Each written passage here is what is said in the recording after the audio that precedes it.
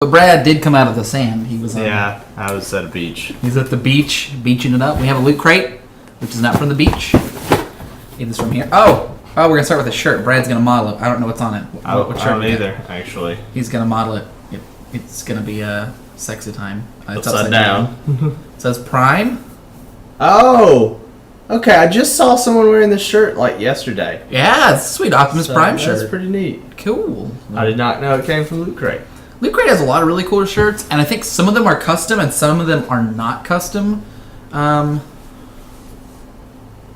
these are all custom because there's not like anything special for it. It's not from a special distributor. Oh, that's pretty cool. There's a big thing here. Oh, nice. What do we got here? This is a Terminator skull. Nice. Open it up. Let's get a better look at the little skull and crossbones. If you wanted to be a robo-pirate, this is exactly what you need. Oh, is this what the theme is? I don't know. It's probably like technology because there's robots and stuff in here. That is pretty cool.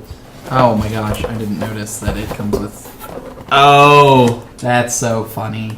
I got it! I did the stacker thing! I bet it folds out all the way into a giant one. It's a kind of like a... It's rubber. You can make it a squeaky toy if you wanted to. It's a T1000, nice. Oh, the theme is cyber. Like on the internet. It comes with a shape patch that I don't recognize. I don't know what this is from. I don't either, actually. Now I feel bad. It's from something technological rated, or just random owls. Is there a book like there was last time? Oh, look, we have a cyber pouch, which is... That's pretty neat. If you play Shadowrun. Oh, we have... we're going to consult a nerd. Consult a nerd, do you know what this is? From what fandoms or what? I hope it's upside down. I don't think it's upside down. Our consultant nerd is not working. I think we have a mouse pad here. You want to whip it out? What's the mouse pad? Yeah. Borderlands 2 to 0. That's kind of cool. That is cool. I'm stealing that. No, I like totally that. stealing that. No way. All right, here we go. Future Replicant Corporate Logo Patch AB Emblem. Never heard of that before. I haven't heard of it. It might just be like general fandom fan stuff. This has more... Oh, I can build a little... Build a Terminator? Terminator. These come out somehow. The box unfolds. I'm not going to do that right now, but I could unfold the box and it would do box things. And I have nerd stickers. In fact, one of these just says nerd. Friggin' nerds. No nerd. I can be a nerd machine. What is this? This looks like pieces of something. Yep, all these are nerd machines. What is this? I'm not sure. It's top secret. It looks like a poster. Oh, how cool.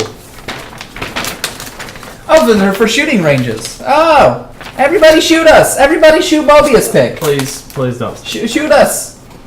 All right. Brad kind of sort of works for the government, so that makes that's why it says range. You shouldn't say shit like that on stream, Daniel. Like, really, you should never talk about. I should never talk about. We should never talk about where you work either. We can talk about. We should never talk about where I work. It's even worse. It's super secret. So, range. It's pretty neat. And then there's a pen. Yeah, we just says Loot Crate. All right, let's put that away, and we're actually gonna run some games. It's been a week. It's been a while. Fred's busy, like being the beach bum. It's hard work, let me tell you. It was very hot. Apparently, he stayed in a tent. Yeah, it was not a good decision. Would not recommend. It was how hot was it? Like a billion degrees? It was almost 100 degrees. Almost a billion. Hotter than the sun. Oh god, there's so much stuff in these nerd crates. Once you unpack it, you'll never get it back in the box. No, you just have to decide which things you're giving away to people and which things you're keeping. Stole the mouse pad. It might be a possibility. I don't know. Alright, what are we doing here? Play lobby. We've got constructed tournaments. What's going on in constructed tournaments? I have to actually leave it in like an hour and a half or two, so probably not. Modern Festival Preliminary. What is this? You have to win 4 or 5 matches to qualify for the Modern Festival. Oh, okay. Yeah, just QP requirements.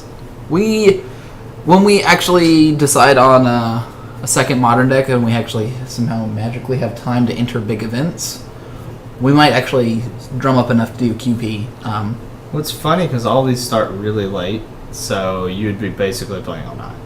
Because they're 5 rounds, so from 7 to whenever. This one starts at 4 a.m. That one's really early. You can play until 9 a.m. Yeah. We have jobs. That doesn't work for us. Yeah, if I could get off at noon and play, that would be great. I don't know who plays in these events. Like, I guess if you're on the West Coast, you might have a better chance, right?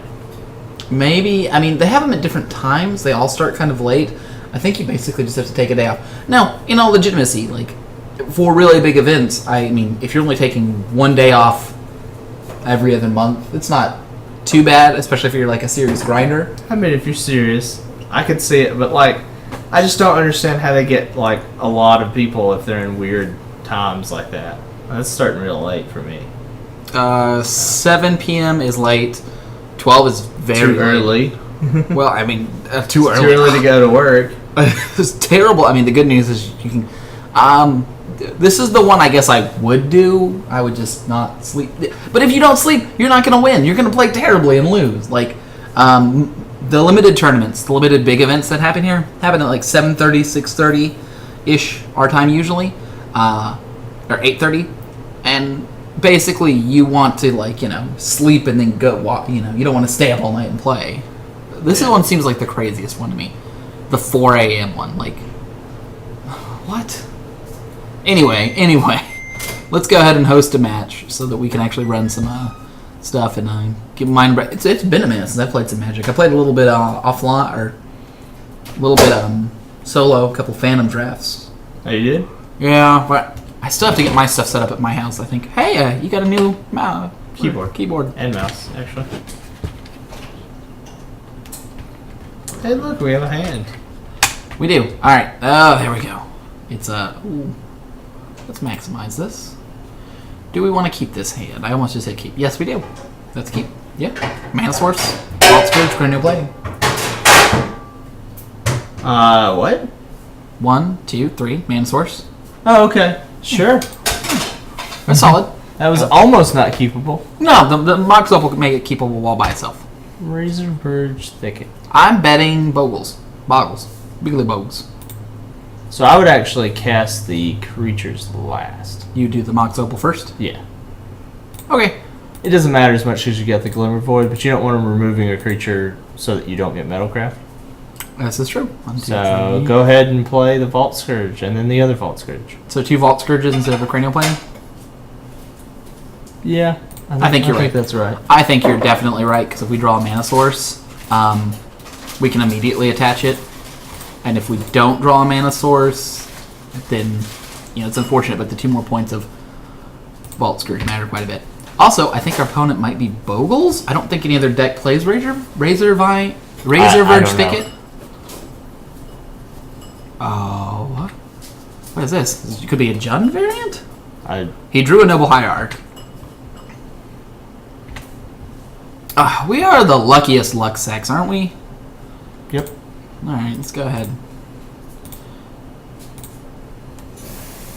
Go ahead and put in a Vault Scourge. If he has the path, that's fine, but the upside of him not having the path isn't that big. We lose 1 damage if he has a path. Yeah. That's what it means. But the opportunity of the lifelink is just so high. So I'm fine with this. I don't know what he's playing.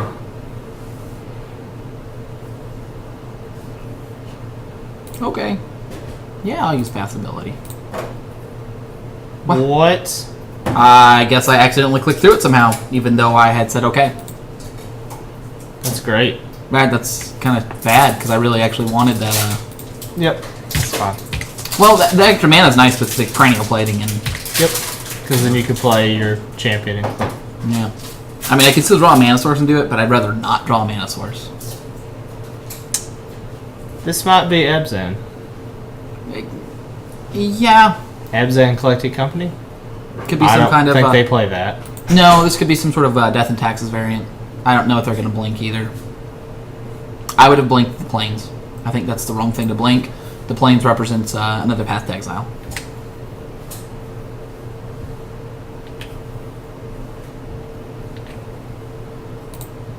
Well. Yep, we're just going to put on the Vault Scourge.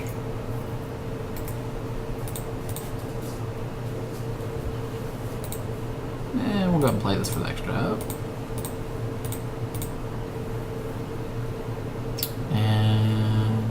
combat. Let's go ahead and hit you for 10. Well, he is a fly. He does. That's fine. I would like to get Flicker Wisp off the board. He probably wins through damage because he has a Gavany Township, and the Etched Champion Cranial Plating will push through damage. Even if you can destroy the Cranial Plating, we might, with a life buffer, have enough time to get through the Etched Champion. Yeah, probably so. A couple damage sources. This is one of the matches where I want the life. Things like Gavany Township can really put some pressure on pretty quick. Oh, good God. Huh. Didn't see that coming. Nor did I. He's playing some sort of weird... I assume it's a one-of. Alright, here we go. Let's, Cranial Plating, cast the... Yeah. Alright, so... Life matters. Now go ahead and put the Cranial Plating on the Edge Champion and hit him and then move it to the Vault Scourge. It kinda has first strike. Oh, well, then don't bother moving it. Yeah. He might play incorrectly if you do that, but who cares? I mean, I can move it. There's nothing to make me want mana with the sole exception of Thoughtcast.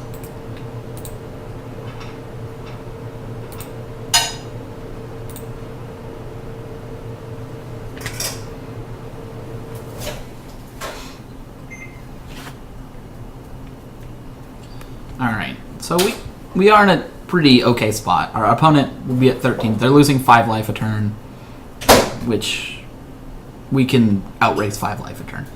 Or it's actually 6. Oh, 6, yeah. Well, so you just hit him for 10, so... So he lost 4 life, essentially. Because he's going to gain 6 with Baneslayer. The good news is if he taps out, we are going to have the ability to keep the Cranial Plating on the Vault Scourge with Edge Champion. I would move it no matter what. Unless he is, in fact, completely tapped out. Well, this is an interesting spot. I'm going to lose damage on that, but it puts us so far ahead in the lifelink position. Not if he destroys the Cranial Plating of the Vault Scourge. Yeah. So he'd have to tap out for you to do that play. Probably. I actually need to do the math, because if it doesn't matter, or if we lose the race unless we gain life, then we would have to do that. Does that make sense? So we should probably do the math now. We're 26, I think we win.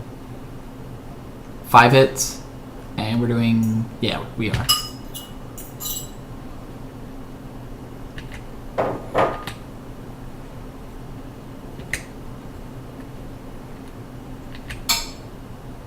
I mean, by all means, go ahead and hit him for 1 in the air and get a lot. No, I'm actually going to leave Vault Scourge in the ground and block his 4/4, because he can try to race us. Oh. Okay.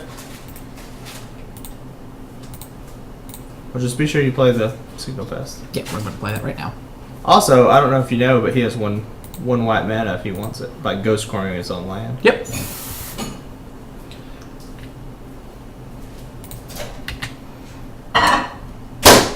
And you shouldn't attack the Glimmer Void, so you could instant speed. Click the Cranial Plating. Oh, we just left him untapped and not put it over, and just instant speed moved it when I blocked. Instead of just moving it over, you just leave black open, move it in response to that. You couldn't play the Signal Fest if you did that, so you're fine. Oh, I could have just left black open, you're right. And then blocked and instant speed clicked. It's a little less obvious. I think that was actually the better play. Well, if he has the path, he has the path. I mean, No, that's fine. If he has the path, I'll be happy. I'll be fine taking... I don't actually think I'll be fine taking 10. I'll probably actually lose the Mem Knight to save 4 life because of how this race is going. Our opponents need to get bigger than just the Baneslayer as the 6/6. The Baneslayer will be a 7/7, actually. And if he draws a land, he can make it an 8/8. It's already an 8/8. This is a really big style deck. See, this is the kind of deck I don't like playing when I'm playing against combo or against really aggressive decks like us. Like, if he just had a couple more quicker plays, if there had been a Kitchen Finks in there or something, right? But playing a 4 and a 5, maybe he's only playing 2 4s and a 5, and that's reasonable. But he saw a lot of it that game. I don't know. I would cut the Welding Jar. It doesn't really do too much. I would probably put in the Whip Flayers. Maybe even the Tezzeret. He had a lot of real beefy guys. I don't know how many he'll have, though. Well, his mana sources are important though. Yeah. If his deck is all Alright, so big creatures. I'll take out one spell scout. He probably doesn't have too many targets for that. Other than Path, do you think you'll have anything? No, I would probably take out the spell scout and put Tezzeret in. That's what I was kind of leaning towards a bit. Now you can Actually, go you know ahead and what? put another Edge Champion in. Yeah, I think I actually like... Edge Champion over it. Yeah, what do I actually want to cut? I do want to make some cuts somewhere. Maybe a Thawcast. I think a Master of Ethereum. No, I think Master's going to be huge. Now, it might get pathed. But He has a lot of dorks, though. still huge. Still huge. All right, so we got to make a cut somewhere. I don't think it's Galvanic Blasts. They Thawcast. All right, if we're cutting Thoughtcast, I'd rather also not have Tezzeret. The matches where I want Tezzeret, I want Thoughtcast. Because you want like a high quantity of things, right? So if I'm cutting Tezzeret, if I'm keeping Tezzeret, I'm probably keeping Thoughtcast. Although you might have a match where you want one Thoughtcast, one Tezzeret for card advantage engines. But the fact that I'm keeping the Galvanics, so what are you keeping the Galvanics for? They kill the Wit Leech, which is a big deal. Kills Dorks, probably kills a lot of other things. I think that's just, yeah. All right. They always seem to be good when I have them. Okay, let's actually cut a Mem Knight and try a Tezzeret. Alright. Might not be right, but I mean, we probably won't draw it anyway, so. huge elf boy, you know. So, okay. This is a keep. Kind of planned to have a keep, but this is a keep. No, you don't like it? No, it is a keep. It's just Yeah, it is land heavy. So they announced testing a new mulligan rule, which is if you mulligan to below the starting card hand, after you keep, you scry one, and you decide if you this has got a lot better. Let's start with the Dark Steel Citadel to go with our... Nope, never mind, I don't have... I thought I had. So I can start with Inkmoth Nexus. We're playing turn one. It's a really slow hand. Yeah. Playing turn one Vault Scourge. Hand is really slow. Alright, well the good news is turn two we can play Springleaf Drum, Signal Pest. Yep, that's it. Okay, no. Springleaf Drum, Arcbound Ravager. Oh, God. Well, I forgot about Kataki's War Wage. So... Do you keep the Dark Steel Citadel or do you keep the Vault Scourge? Man. You're losing this game. Probably. Which do you keep? I I think you keep the Vault Scourge because you have to pay for the Citadel every turn. You have to pay for both of them every turn. Right, but the Dark Steel Citadel doesn't add any pressure. It just acts as a tap this land, do nothing, artifact count one. Right? It pays for itself. I mean, yeah, you can sacrifice it. We've got plenty of lands in the hand.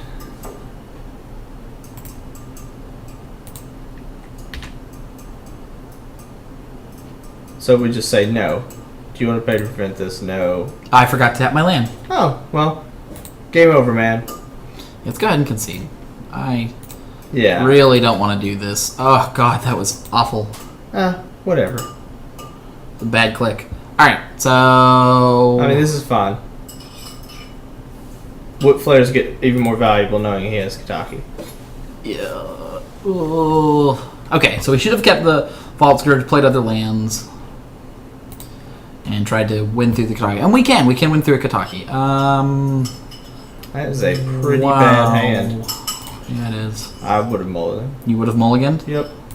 What made you think you would or why would you have mulliganed that hand? My entire hand should be on the board.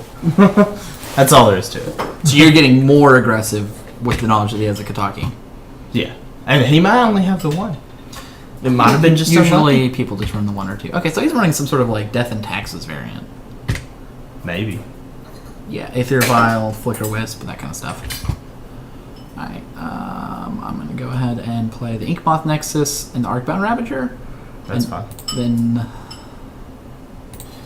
Next turn, leave up Glimmer Void for the probably just Galvanic. Probably just Glimmer Void, Cranial Plating onto Vault Scourge, go for it, the throat. Like, he's got to answer it. If he has a Kataki, he has a Kataki. Well, if he has a Kataki, we've only got 3 artifacts anyway, so. Yeah, if we can Kataki, we just sacrifice some stuff to Now we Arcbound just pay for it. Yeah, we pay for we'll both. only have 3 artifacts anyway. Or we only have 2. We pay for both of them. We play the Grim of the Void. We Galvanic Blast it. Or whatever. Well, we'll have the cranial plating going with your plan, so we'll have 3 lands and 3 artifacts. Oh, I meant if he plays it here. Oh. We'll see. He'll play whatever he plays. Yeah, he played Kataki, which is fine with me.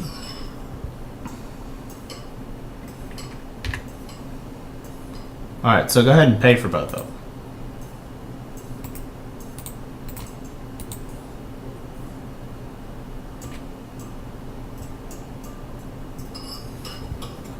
Yes. Okay. Yes. Now play the Glimmer Void and kill it. Yep. See, this would be a really good spot for him to have the Flicker Wisp in response. If he had waited or tried to do something like that, that would have been Well, great. he expected us to just lose like we did the first time. Well, we didn't misclick this time terribly, so we gotta not lose the game. Alright, so now attack and... Yeah. The next turn we're just playing Master of Ethereum. We have Cranial Plating for whenever we need that big boost in damage. And we have a Thought Cast later. Like, we're in a really good spot. He'll need a Resolve and Board Sticking Kataki. And it's not like he's going to run a ton of Kataki War Wage. You might have 2. I can't even see you running 3 on the sideboard. Affinity doesn't make up that much of a percent, and it's not that good in many other matchups. I mean, does it do anything in other matchups? It's fine against, like, Tron. Oh. The new Super I thought Bobble Tron deck. would always be able to pay for it. No. You put it down early, and it slows them down a turn or 2. So, all right, we're gonna Obviously, I've never played that card, so... we're gonna play Master of Ethereum. Yeah, I would play Master. All right. See what our opponent goes here. Let's go ahead and activate this. Make it a creature just for that little bit. Wait, that doesn't do anything. Of Yeah, I course. don't know why you did that. I was thinking when we had the cranial plating out, I was doing the math, Brian. Doing the bad math. Doing the bad math. Just confusing my opponent so I can, sacrifice that creature to Archbound Ravager, which is no different than any other artifact. I mean, I guess it's technically an artifact now. Oh, my opponent's playing something. That's cool. Is it a first drop? Nope, just Flying Vigilance. Oh. Okay. Depends on where he blocks. Alright.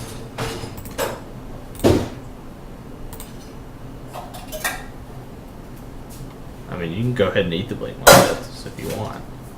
No. If we, I'm going to play Cranial Plating and cast Thought Cast next turn. Alright.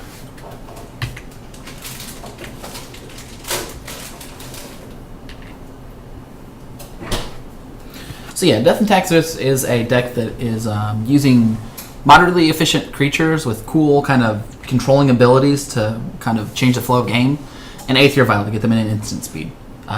You can have things that affect how many cards you can search at a time, whether or not you can search your library, what cards can be and can't be cast. Things like Sarah Avenger, which are more powerful than they should be. But overall, I don't feel like this kind of deck has a good game against the really synergistic, aggro-focused decks like ours. With the exception of protecting and sticking at Kataki's War Wage, they're not really able to do that much. Like, you could play a card here that doesn't let people search libraries unless they play 2, and then his Ghost Quarter doesn't get a land. Our opponent should not swing here. Oh yeah, he should have Vigilance. Vigilance, yeah. Forgot about the Vigilance part. A little tiny. Doesn't have lifelink though, right? Yep, and they messed up. They didn't swing. Hmm. Our opponent also makes bad plays. No, they've been doing pretty well. I've seen those a misclick and not. Yeah, I mean, it happens. Oh, Engineer Explosives. On 2. Right? Okay, yeah, sure, that's fine. Can he activate it right now? That's next turn, right? Yep, next turn. Alright. Well, that doesn't mean anything to us, so. Except that don't play the cranial plating, obviously. Yeah, let's start with Thought Now, Cast. and unless we can kill him, can we animate the Eat Methods, click the cranial plating, and kill him? I don't think we can. It was block and response. 1, 2. Oh, yeah, he has a flyer. Could be 1, 2, 3. We don't have enough mana. Alright, let's go ahead and play our Spring Leaf Drum.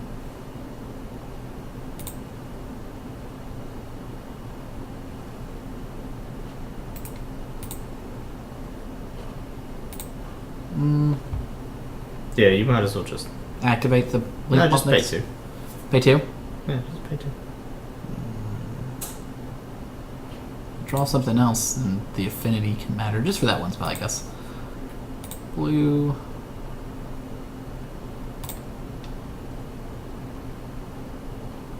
Hey, Mox Opal. And you play land too, right? Okay. All right. And So now you have a 4/4 and a 3/3. So now you just attack. Yep. With both of them. Yep. We're gonna keep the cranial plating for a turn when it does. Well, when engineering explosives doesn't. Yeah. Kill it. All right. If he doesn't block, then we're going to make these creatures.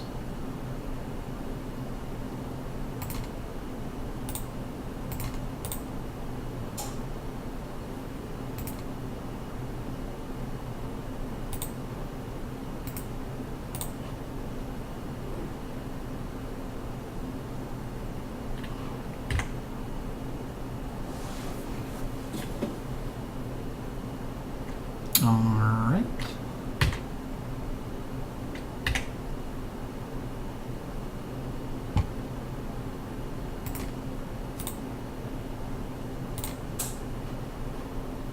Fine with that. Well, so you shouldn't have tapped the way you did. Which we should have tapped. You should have not tapped your Mox Opal. And use the Springleaf Drum. Nope. Should have not tapped your Mox Opal so that you could animate something next turn. Whereas now, he's killed your... And I can't activate it in response. Well, I guess you can go get a basic land, right? No. I sacrificed it in response. Oh, right. And it'll be tapped.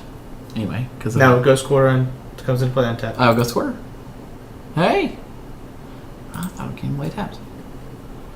Alright, so he's got Engineered Explosives on 2, which means we're all in on Master of Ethereum, which is not really where I want to be at. Well, if he's smart, he'll kill the Master of Ethereum. Well, and has the card, obviously. And has the card is the problem for him. He didn't forget to attack. No misclicks here. Sphere of Inch is one of the cards I do like. It was super exciting when it first came out. 2 for a 3/3. I was playing a lot in control variants. Alright, so he's keeping the Ghost Quarter up. I don't like popping it then. You can just let it die. You don't have to do anything. Oh. I guess now, if you want, you can eat Springleaf Drum. Whether it's an 8/8 or 4/4 doesn't matter. Whereas the Springleaf Drum counts the same for Master of Ethereum. And just having it out. Okay. I don't think I want a bigger Master of Ethereum.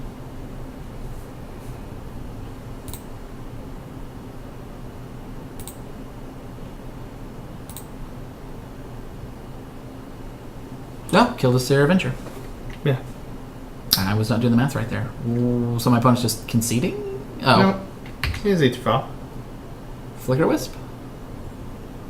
Yeah. On... Master to take off the counters. Oh. That's pretty cool. Oh, he did it in step, so. Oh. Didn't know you could do that.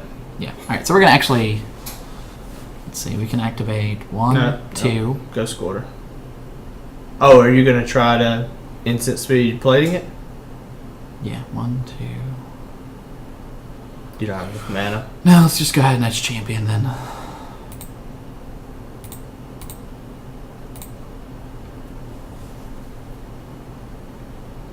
And then I will activate the Blink Moth Nexus and attack for 1. I'll let him Ghost Quarter my Blink Moth Nexus now.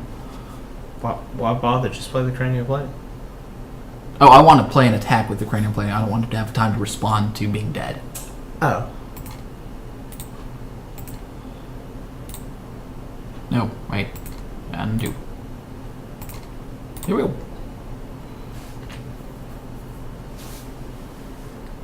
I didn't know you could do that trick on MTGO, where you removed it during the end step so that they don't get it their next turn. Yeah, everything works the same. He just set it up right. Yep, it's Ghost Quarter. Yes, well. And that gets Ghost Quarter off my board. And it's still not worth it to play the Cranial Plate now. Alright. So, this sets my opponent up thinking that, hey, maybe I'm not dead next turn. And they are, in fact, very dead this turn, unless they have an answer to Cranial Plating and another blocker to help kill Master of Ethereum. And they have to kill Edge Champion, because it's a 2-turn clock. But they're thinking they have 2 turns and not 1 turn.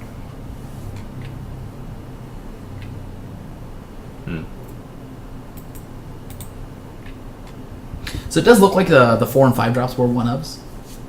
Yeah. And that they probably cited them out. Oh, Quasali Pride Mage. That doesn't do anything. Gives them a turn with the Quasali Pride Mage stopping the cranial plating. Unless they activate it right now. He won't. But what we're going to try to do is... No, that won't work. Oh! Ooh. That's a bold play. And I think one that's going to cost them the game.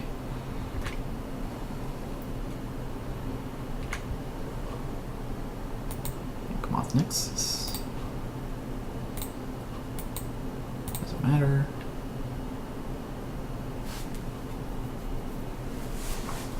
Yep. You knew that was the writing on the wall. All right. Got greedy. Yeah, I mean, the guy played well, and he has to get greedy. He dies in 2 turns. He has to try to get the answers out that he can and the pressure that he can. I mean, the difference between greedy and dead is not very far off. So yeah, the new Scry, the new mulligan roll. If you mulligan down to less than your starting hand, they're trying one at the next Pro Tour where you can Scry 1. So let's say I mulligan to 5. I Scry 1 on my first turn, which is powerful. It adds more consistency and less variability, which favors better players overall, which is a good thing. But also, it's a kind of mechanic that casual players don't care about, like that it makes them less likely to win because it's more fun. Like as a new player, are we keeping this? We are keeping this. Wait, we are not. We have one hand is absolutely terrible. Yeah, this hand's keepable, right? Nope. There's no mana, so no. Alright, well, we're keeping this because there are lands in it. Woo. It's not the worst starting hand either. Not the worst 5. I would play the... And it doesn't really matter, but Inkmoth probably first. Yeah. But, yeah, with the mulligan rule, it adds consistency, which is better for less variance, better players benefit. But also casual players, like, it's a penalty reduction, essentially. So your mulligan hurts less. I don't know that it's going to matter. I mean, they'll probably end up using it for everybody. Oh, yeah, they probably will. The reason I think it's good is because casual players enjoy it because it makes their mulligans hurt less, and it teaches them to mulligan, which mulliganing is a skill that often takes people a while to learn. It hurts to give up that card. People keep living the dream and being wrong. I wonder if it is actually simplifying the game, and I'm sure people will criticize. It is simplifying the game in the way that it makes that particular decision easier, but I don't know if that's necessarily a terrible thing. Do I play Cranial Plating here? I guess it's the best use of my mana, so I play Cranial Plating here. You could actually play the Springleaf Drum and then tap down the Vault Scourge to play the Cranial Plating. Yeah, let's go with I don't know if that's better. I'd have to do the math. It will be better with the Master of Ethereum and the Cranial Plating if they both resolve. Let's also cast the Cranial Plating. But even if this makes that decision... And the scrying will actually play a lot. It'll add a lot of play to the game. And the reason I don't think it's... Yeah, here's the counterspell. That's fine. Dumbing down quite in the same way is because... by making the bad mulligans, right? We'd mulligan to 5, and we might just lose the game because of it. But with that scry, we can be in a game that we would have normally lost. So it adds more game to mulliganing, which is not part of the skill set that they want people to do, which is like risk reduction and deck consistency. I will say that it gives combo decks more of an edge than redundant decks, right? If your deck's a burn deck, it doesn't get a lot better from scrying one. You are more than likely going to draw that card anyway. 1, 2, 3. I would just play click. Yeah.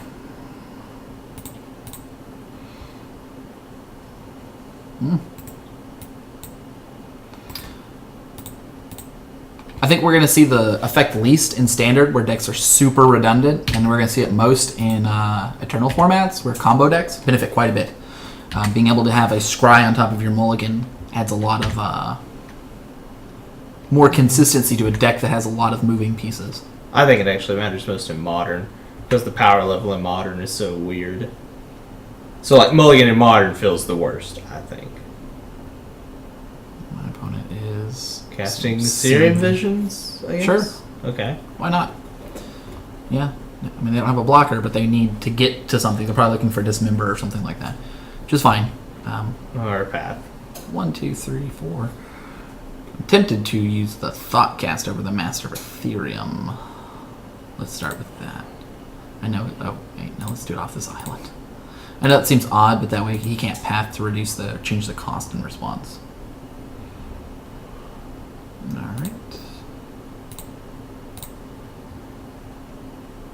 And let's go ahead and cast the Master.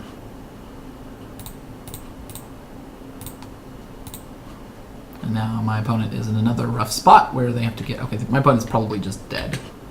Unless they have I hope so. Yeah, unless they have some sort of really amazing card that gets rid of 3 giant threats and a cranial plating, they're out of luck. Yep. Alright. Yeah, I think it matters most in Legacy where you have the least amount of answers for combo decks. I don't know, it's hard to say. Combo decks definitely benefit the most.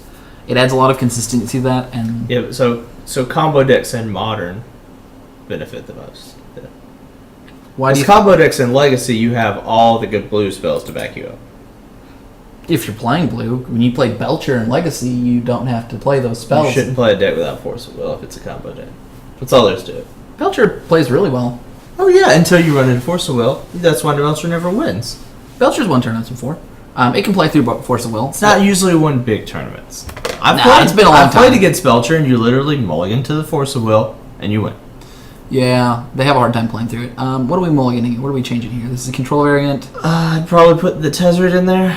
You just want to try the Tezzeret again? And it's a control deck, so maybe you want to put Thoughtseize in there, maybe you don't. Nah, they're probably just playing small stuff. It's probably just some sort of Esper or Snapcaster variant. Not knowing what it is, we're just going to take out the Welding Jar. We don't think we need that here. We're going to bring in the Tezzeret. That's probably good enough. They're playing white and black, so they're probably playing Dismembers and Paths, so it's not like Welding Jar's Shining Star there anyway. I don't like Welding Jar at all. I think we should just go ahead and cut it from the list. But they're trying it out in a Pro Tour because they know that the best of the best will be able to use that rule to the greatest benefit. 2 lands and a bunch of stuff I don't want. Wow, that's almost keepable. Okay, wait. I can tap 1, 2, 3. I have Mana Source. And do what with it? You've got nothing else Nothing. in your hand. I can't keep this, and it's also impossible to keep Mulligan. because I'm trying to go to Tezzeret. Don't hit keep. Alright, I'm keeping this. It doesn't land. See, look, this deck really hurts on mulliganing to 5. Us being able to see the top card would add a lot. And that we're sort of a combo synergy-based deck, or an aggro synergy deck, which is a variation of a combo type deck. That's pretty true. The only combo type aggro variation... I would play the... Mimknight and then the Signal Pest. No. Yeah, Mimknight and the Signal Pest. I mean, that is more damage, sure. And our opponent's thinking if they want to do anything with that. Now, the legitimate other part to this is the card that benefits the most from this is Delver of Secrets, the Scry rule. If you are on the draw, the play. You turn 1, you do your Scry, you don't draw, you play your Delver, you know if you're going to have a instant or sorcery on. Well, that's only if you've already decided to mulligan, though, so... Right. Let's say I'm mulligan let's say I'm playing a Delver variation deck. I get to 6 mana, or 6 land, or 6 whatever. I have 5 cards, one of them's a Delver. Well, my Scry means a lot more now. It's not that big of a deal. It's just interesting that the card it benefits most is that. That said, in Modern and Legacy, you play a lot of fetch lands. And scrying 1 means less when you have fetch lands. Because you might have to... I guess I'm playing Steel Overseer after attacks. I would definitely attack first. Yeah. Yeah, I get an extra damage. It's unlikely our opponent can kill all of these artifacts. And they need to answer Steel Overseer, which they probably can. And if they do, next turn I'm going to play Thoughtcast and Vault Scourge. Sure. Ellie. Good card to play. I think they would have mana leaked anything. Yeah. So it might have been better to play Vault Scourge, because if it resolved, you would be able to Thoughtcast. But I mean, they might have just had removal. So. Yeah. But next turn I'm going to Vault Scourge Thoughtcast. 1, 2, 3. Wait. 1, 2, 3. Oh. I won't have enough. Hard. Yeah, I'll need to land.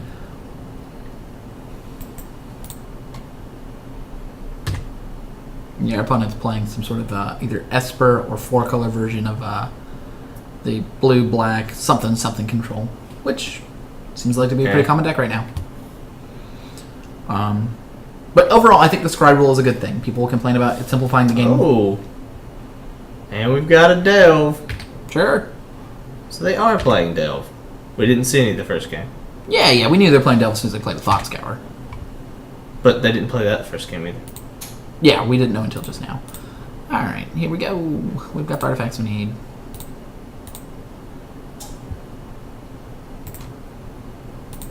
Whoa. Not white. Cancel. Oh, look at me. Unable to tap the right colors. Alright, we tap the Vault Scourge because there's no way we're playing anything else. Oh, I'll play land. No reason to attack, so let's pass. Alright, the Gurmag Angler represents tons of damage we're going to be taking this turn, and we're going to try to get ahead. That said, we're like an Electrolyze away from losing. This is where you don't want to be. Staring down a Gurmag Angler with not enough pressure. That zombie fish does work. And the fact that it's a 5/5 instead of a 4/5, which Tassiger is, means a big deal. A lot of people think the Tassiger is strictly better. 1 additional power and... no abilities. 1 additional power and not being legendary is 2 benefits. Alright, so we can cast both of these things. We're going to try to cast the Cranial Plating first. No. Cast the Spell Scout first. Well, we can click if we... Cranial Plating. You think he just has it? Go ahead. Wait, can't you click it? Oh, no, you can't click either way. So yeah, just go ahead and cast Cranial Plating then. He probably counters it. Then we, nope. Alright, so click it onto the Vault Scourge and see what happens. We're all in.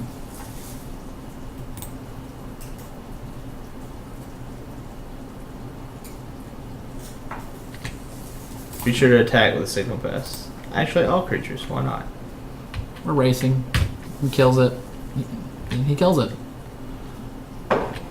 I'd be very surprised. He doesn't have it. Wow.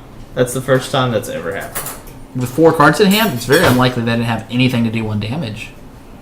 But I think that with them playing all these different colors, they're playing more spells. I don't like the 4-color versions for that reason. And look how many basics they're running. I don't like 4-color versions. Anger of the Gods. Yeah, well, sometimes you're just going to lose the game. Not really. We have plenty of life. We're going to play a Spell Strike. We're going to put a Cranial Plating on it. Actually, we are going to... I think the Blink Moth might be a better plan. Yeah. So can you animate the Blink Moth and click? Yes, you can. If only we could double click it. Yeah, we can tap 1, 2, 1. No, we need to tap it this way. Okay, well, whatever. Alright, so... Equip. Big one. Now, if they have a removal here, we're going to be in a lot of trouble. Yeah.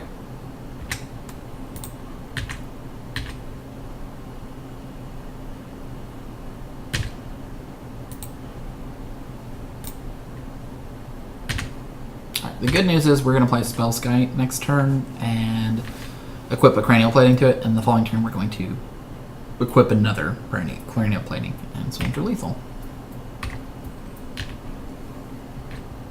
Our opponent is flooding out here. This is quite a few lands. These variations. They had the removal when it, wouldn't matter. Spell Scott. We're going to play Spellscape Vault Scourge.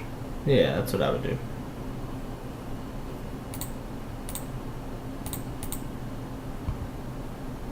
I wouldn't tap my man lands yet. Alright, now do we want to pay 2 life for this? It doesn't really change our clock, does it? Yes, it does. Nope, it does not. We lose to a bolt. Oh. So yeah, let's not lose to a bolt. Well, but you can block with that Vault Scourge. Right? If he doesn't have something else to kill it with. I think this is the better play. If you pay the 2 life, you can tap the Spell Scott to click the Cranial Plating. And then you die to swinging and double bolt. So, that seems right. I mean, if he's got double bolt, then you're just losing anyway. No. Don't. Yeah, we're committing to the spell sky. No. Click it to the vault, Scourge. Then we lose to the vault. Spellskite doesn't die to bolt, but well, I guess we it can just also redirect. doesn't lifelink. Well, we can also. You can always redirect. Yeah. So.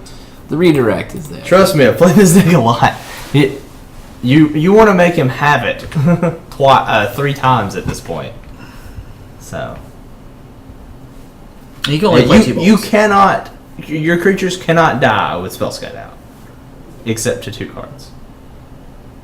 So he doesn't get something, right? He gets 3 1/1s, which does nothing.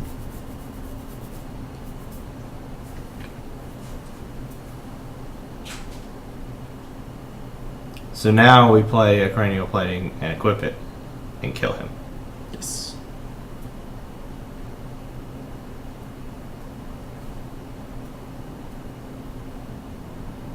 Okay, we need 2 removal spells for us not to die. And he only has 1 card in hand. He can't attack with the Gurmag Angler. And we'll take it, right?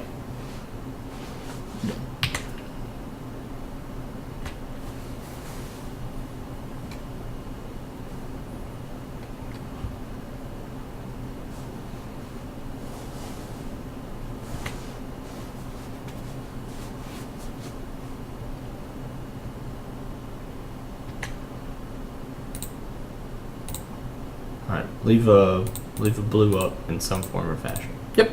We have this island right here. And we can tap and use the spell sky. So we have 2 blue.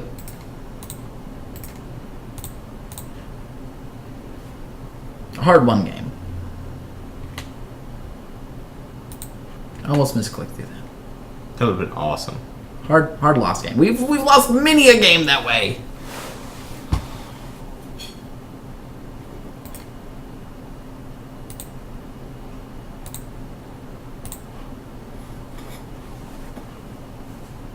Our ability to use Spellskite means we win the game. You know, it would have been super clutch though if they had a gut shot. Not that it would matter, because that would. They had 2 gut shots. The Electrolyze. Electrolyze. That would have got. That was you. one of the cards that I was worried about, but we didn't see that. All right, we'll let Brad run a game in his super psychedelic shirt. Your striped shirt's like. I think it might be just our preview. The full version may not look like that. Oh, you're right. Yeah, that one does. I'm wrong. All right, we'll be back. I'll be back in a moment. Brad's gonna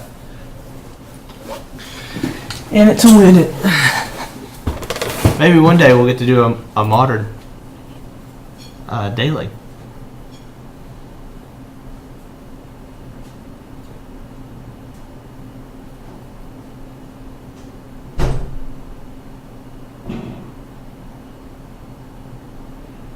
Alright, so we've got a Darksteel Citadel, a Memnite, and a Mox Opal, so that's enough mana.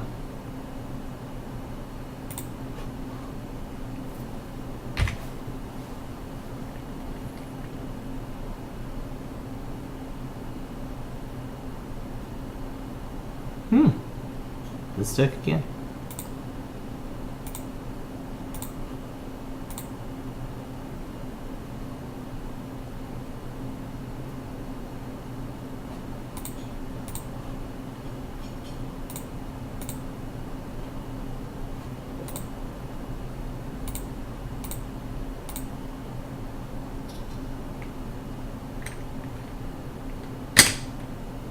So now we can't F6, we have to F2.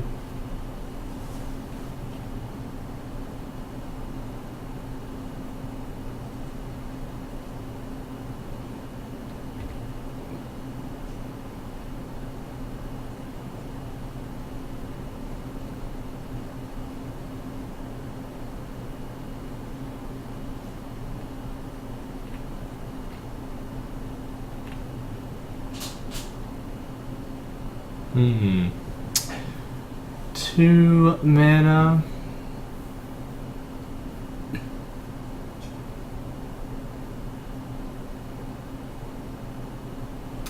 think I'm gonna start by Thought Castle.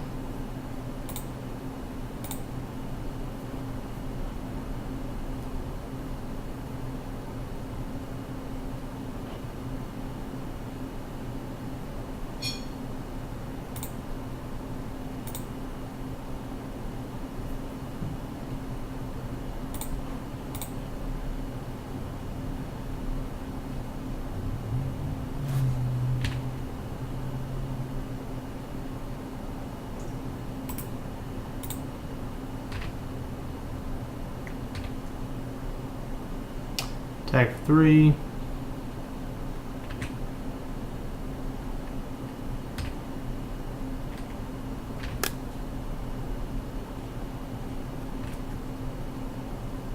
So next turn, still Overseer.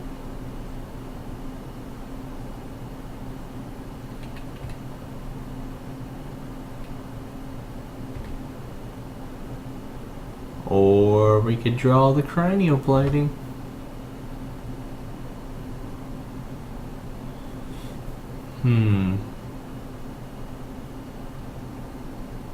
He's not done anything the whole time.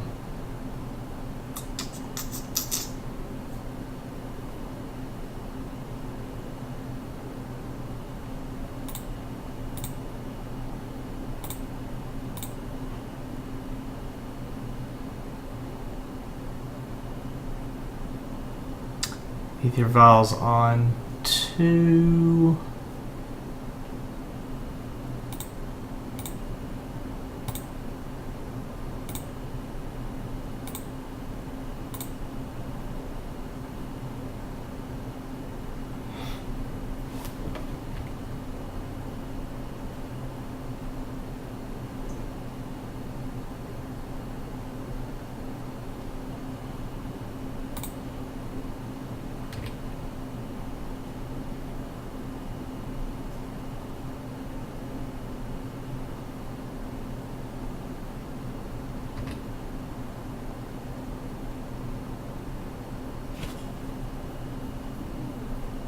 Avenger, probably.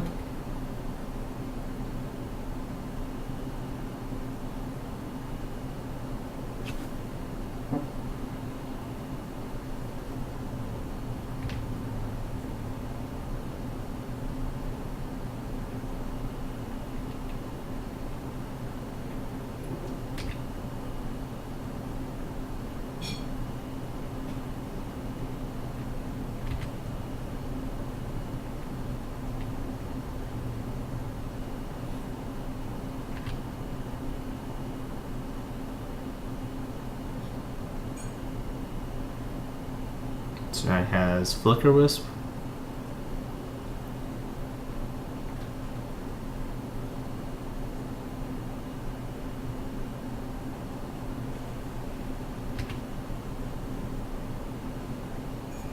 Ghost cornering his own land to play an Avenger. Okay.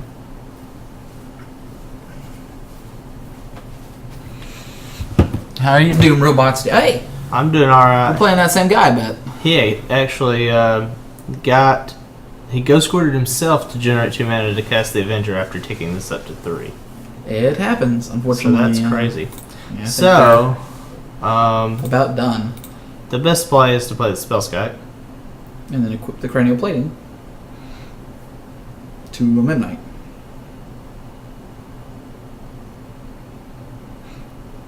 And then swing with both midnights. And keep the Arcbound Ravager up. It doesn't really matter. I guess you just swing with one midnight, so you can't eat a midnight.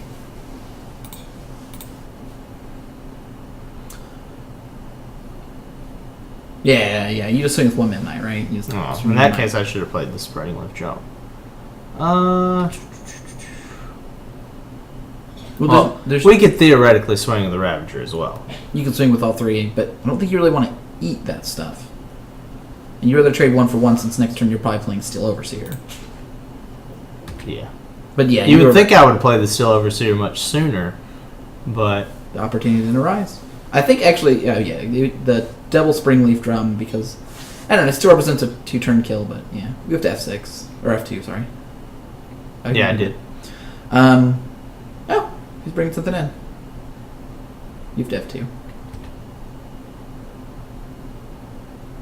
Flicker Wisp would be decent here. Take off the equipment, let him buy a turn. Blade Splicer would be even better. Has first strike. So just make him block and then eat the thing for the Ravager. Alright, so he's going to try to race us. His Sira Avenger, So go ahead and just eat it with a Ravager. after he declares blockers.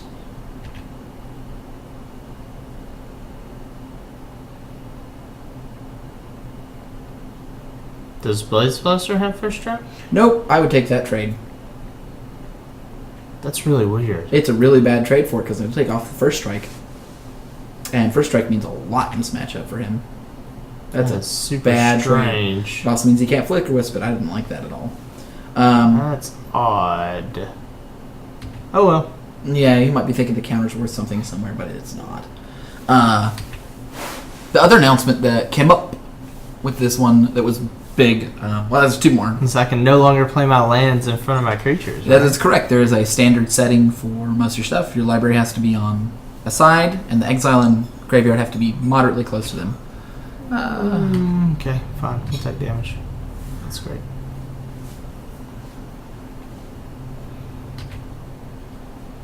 And Judge can review tape and use that for rulings now, which is good. There are benefits. The standard setting only applies to when you're on tape and only at big events, but it just makes it easier for people to spectate. Well, you've got 1, 2, 3, up to 4 mana access.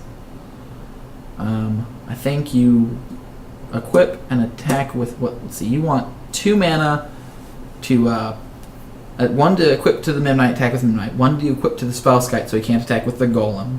And we also want to play the Steel Overseer, which means we can also play the Springleaf Drum because it's free. So we play the Springleaf Drum first, right? Don't we play the Still Overseer first? No, it doesn't matter. We played the. I guess it doesn't really matter. But we want to use the Steel Overseer to activate the Springleaf Drum. So you want to play this. And then we want to use the Steel Overseer and the Springleaf Drum To activate, put on the Midnight, attack, second main phase, activate the Arcbound Ravager, put it on the Spellskite. So that way he won't attack with his Golem into our Infinite 4 Spellskite with his 3/3. So I want to equip. Well, I could use the Spellskite to attack. Nah, I'd rather just put on the Midnight. Trade Get the some Midnight. really bad blocks that way. I would be happy to trade the Midnight for the Sarah Avenger. Well, you might trade it for whatever he evolves in, though. Yeah, we definitely want to have the Spellskite back. There are a couple. What could he play that would be big enough? I mean, I am all for putting him on the back pedal instead of whatever else. This is putting it. I mean, it applies the same amount of pressure. I guess he could play. Well, so our Spellskite does not die at his Avenger. So if we swing with it, he probably just takes it.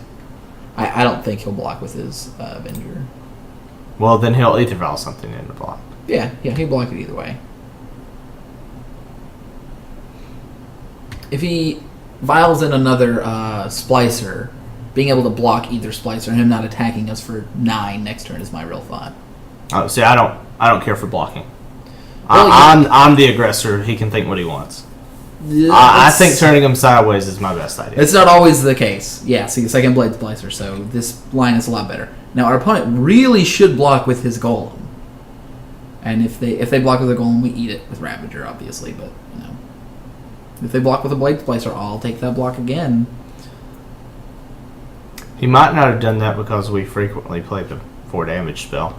So we just pop the Blade Splicer and trade the Golems. Yeah. So I still don't think it's the right play, but yeah, I mean, it makes sense from that specific. It's such a narrow case as opposed to the general case, yeah. I mean, that's fine. I'll allow that. Yeah. And then second main phase, we can move it over to the Spellskite. Now the Spellskite kills one of his 3/3s, and we've got a 2/2 Arcbound Ravager. Yeah. Alright. Equip. We can also consider sacrificing stuff to Arcbound Ravager at this point, because we do have 3 mana sources, so we don't actually have to have the Springleaf Drums. Yeah. That said, I do like having the mana to make Blade Moth Nexus a creature, adding counters all over the place, being able to block and kill Sierra Angel or attack and make Sierra Angel block. It's so crazy how he hasn't seen any removal spells. What do they run? 4? Oh, I don't know. They probably just run 4. Usually you see a removal spell by now. Now, we probably should have played the Etched Champion a little bit higher, but considering how poor it matches up with the Golems. Yeah, and the economists point out that the Blade Splicer that he had does, if he plays Blade Splicer, he can trade the entire Blade Splicer for the Spellskite. which you probably would. So he's probably still hitting us in the air. If I was him, I would just swing with the Seer Avenger, regardless of what was in my hand. Yeah, he's probably just swinging with that.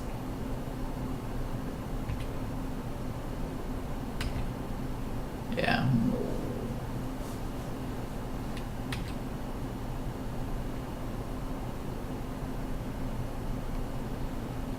So we're swinging with the Spell Sky. Because we can be able to play the Etch Champion. I guess this stuff trades with the Etch Champion. Which sucks. So you want me to swing the spell Scott now, even though you didn't want me to the last turn? Because you already have it equipped. We need to be more mana efficient because you don't have that many mana, so you only have 5. Do you want to play the Etch Champion, or do you want to play and equip Cranial Plating somewhere? I think I want to play the Etch Champion and then use Still Overseer's ability. Okay. The thing about Etch Champion is it doesn't have protection from both of those golems. But it'll soon be too big because of Okay. So you're just not going to... I guess we can just tap the Etch Champion to... No, that's fine. We can tap the Etch Champion to activate the Blink Moth Nexus. We want to get It'll down on be that. tapped, so... We want it... Yeah. We want it to be untapped. No. It doesn't matter. Are you sure? No, we want to be able to block with it if we need to. You won't have the mana. I can do this to activate it. Right? Oh, that's when you're going to activate yours too. Okay, I see what you're doing. Yeah, that makes sense. I mean, I don't need to block yet. I should... Well, so if I attack, he will attack me back. He also can double block. He can trade both of his golems. I mean, that's fine, actually. Yeah, that's fine. So I would attack with Spell Sky. And if he doesn't block, I still wouldn't activate the Still Overseer. I would wait until it's his turn, and you can make Blink Moth Nexus into a 2/2. And take 3 more. If you can get Blink Moth Nexus to trade with Seer Avenger, then you're basically in the position where he's probably not going to win. Really? I don't think he's going to take now. Oh, no, he shouldn't. He should double block with his golems. If I was him, I would double block with golems. And trade a golem for a Spell Sky. Well, it'd be 2 golems. Yeah, he trade both of them. It's still worth it. It makes our Etch Champion better, so maybe it's better for him to trade his Seer Avenger and Golem. Oh, it's going to be real awesome if he has a 3rd Blade Slicer. Oh, yeah. Yeah, if he just plays Blade Splicer and blocks with the Golems, then you're in a rough spot. Oh, he's just taking it. Excellent. Alright, yeah, that's it. You're not going to equip or anything like that. You're just going to activate the Blink Moth Nexus off of the Etch Champion, tap the Steel Overseer, and he's playing another threat. So he has lethal on the board. We're first to block.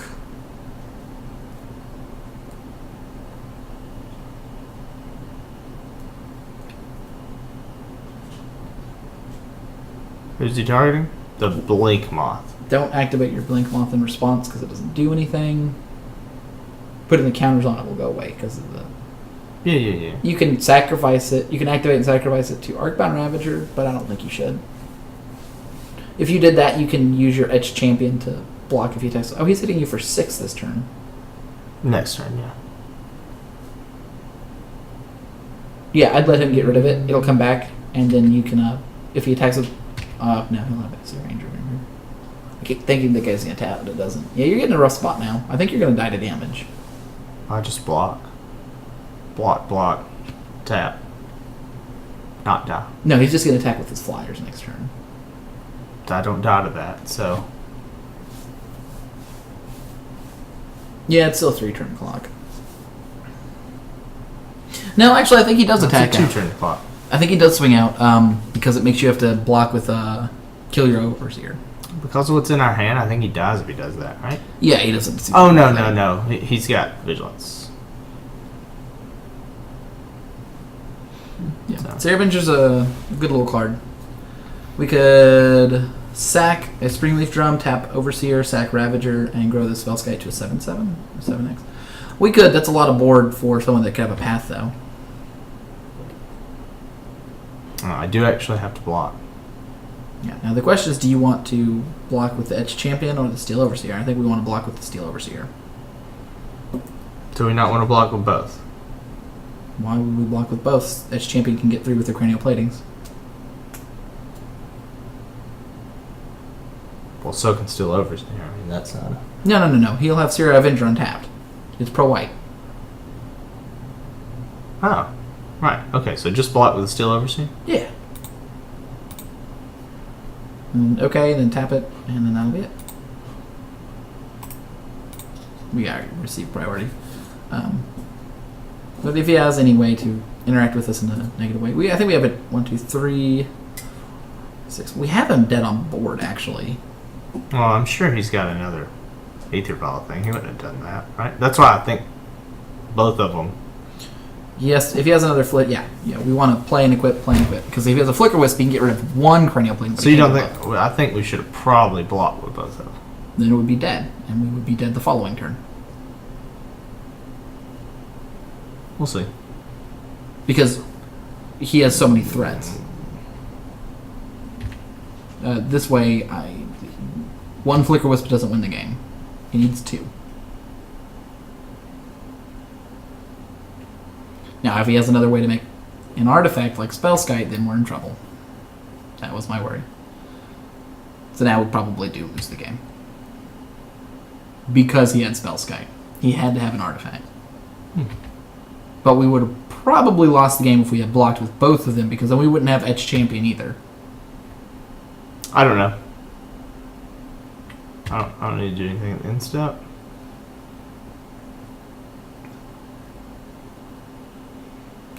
Nope, we still get a win. Galvanic Blast and Spellskite. And then we have 2, 3, 4. Exactly enough. Wow. We also have another Cranial Plating to put on. Like, we had a lot of avenues to victory there. We can sacrifice everything to make Etched Champion Cast big enough. Galvanic Blast on this guy.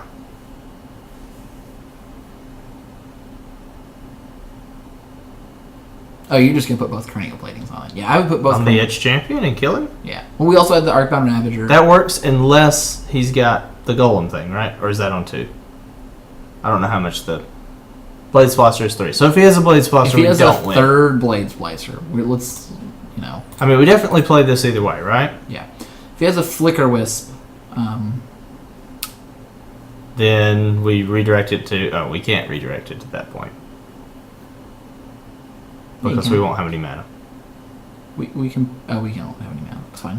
Alright, so let's equip this and then count. Well, he has to have 2... He has to have multiple Flicker. 1 Flicker Wisp moves 1 Cranial Plating, so he dies to that. He had to have multiple Flicker Wisps. So right now this is a 12-3, so we just attack with it and No. kill it, right? He'll remove the Cranial Plating with a Flicker Wisp and put the second Cranial Plating on. Or you could leave the other one up, actually. It works either way. I mean, we might as well move the other one, right? You can either tap Springleaf Drum and tap Spellskite to move it. So if he has a Flicker Wisp, we lose by attacking like this. If we do the... No, we just redirect the Spellskite. You can do it either way. It doesn't matter. This is the safest way. So, yeah. Because as long as we have a blue up, anything hits Spellskite. Yeah. Now, if he has the Blade Splasher, though, he makes the Golem, and then we lose. Yes. But there's no way around that. So he's played more Blade Splashers than Flicker Wisps. Flicker Wisps. So he probably does not have a third Blade Splicer in hand. But if he does, we lose. Oh, well. So that's the least likely. Yep. We also would have lost if we didn't top deck Galvanic Blast. If he has a Blade Splicer, he has a Blade Splicer.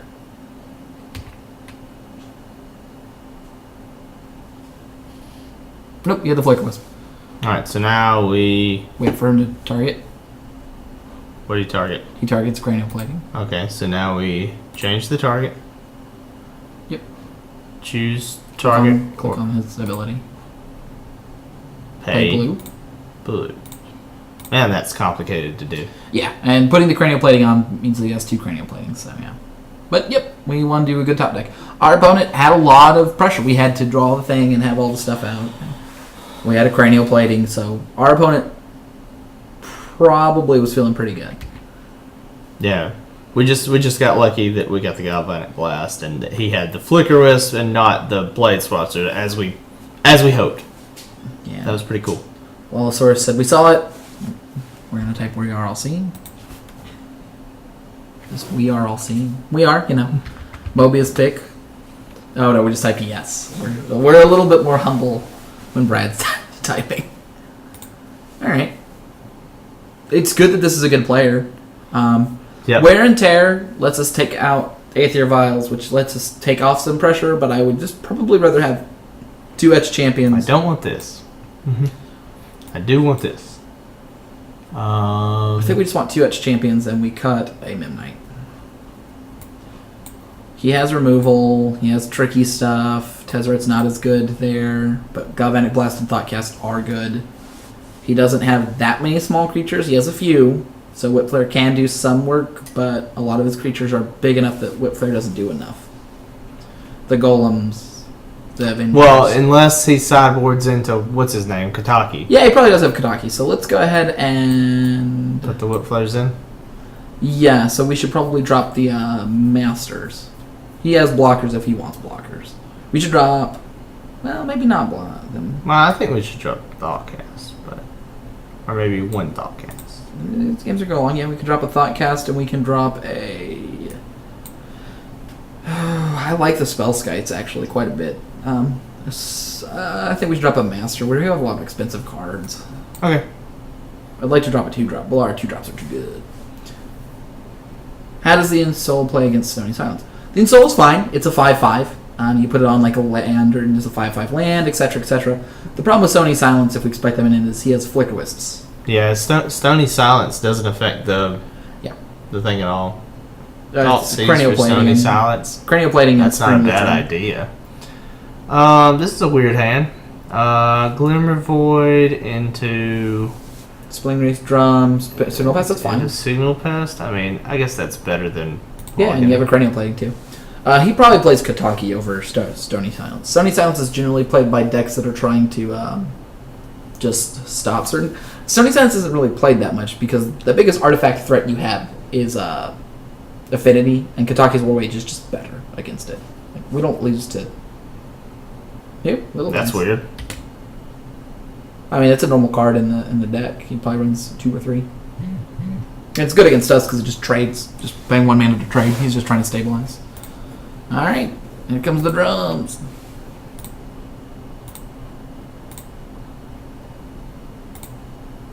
Now, do we cast a Signal Pest or another Spring Leaf Drum? The Signal Pest. Definitely. I wasn't going to identify that with an answer. Hey, I'm just messing with you at this point.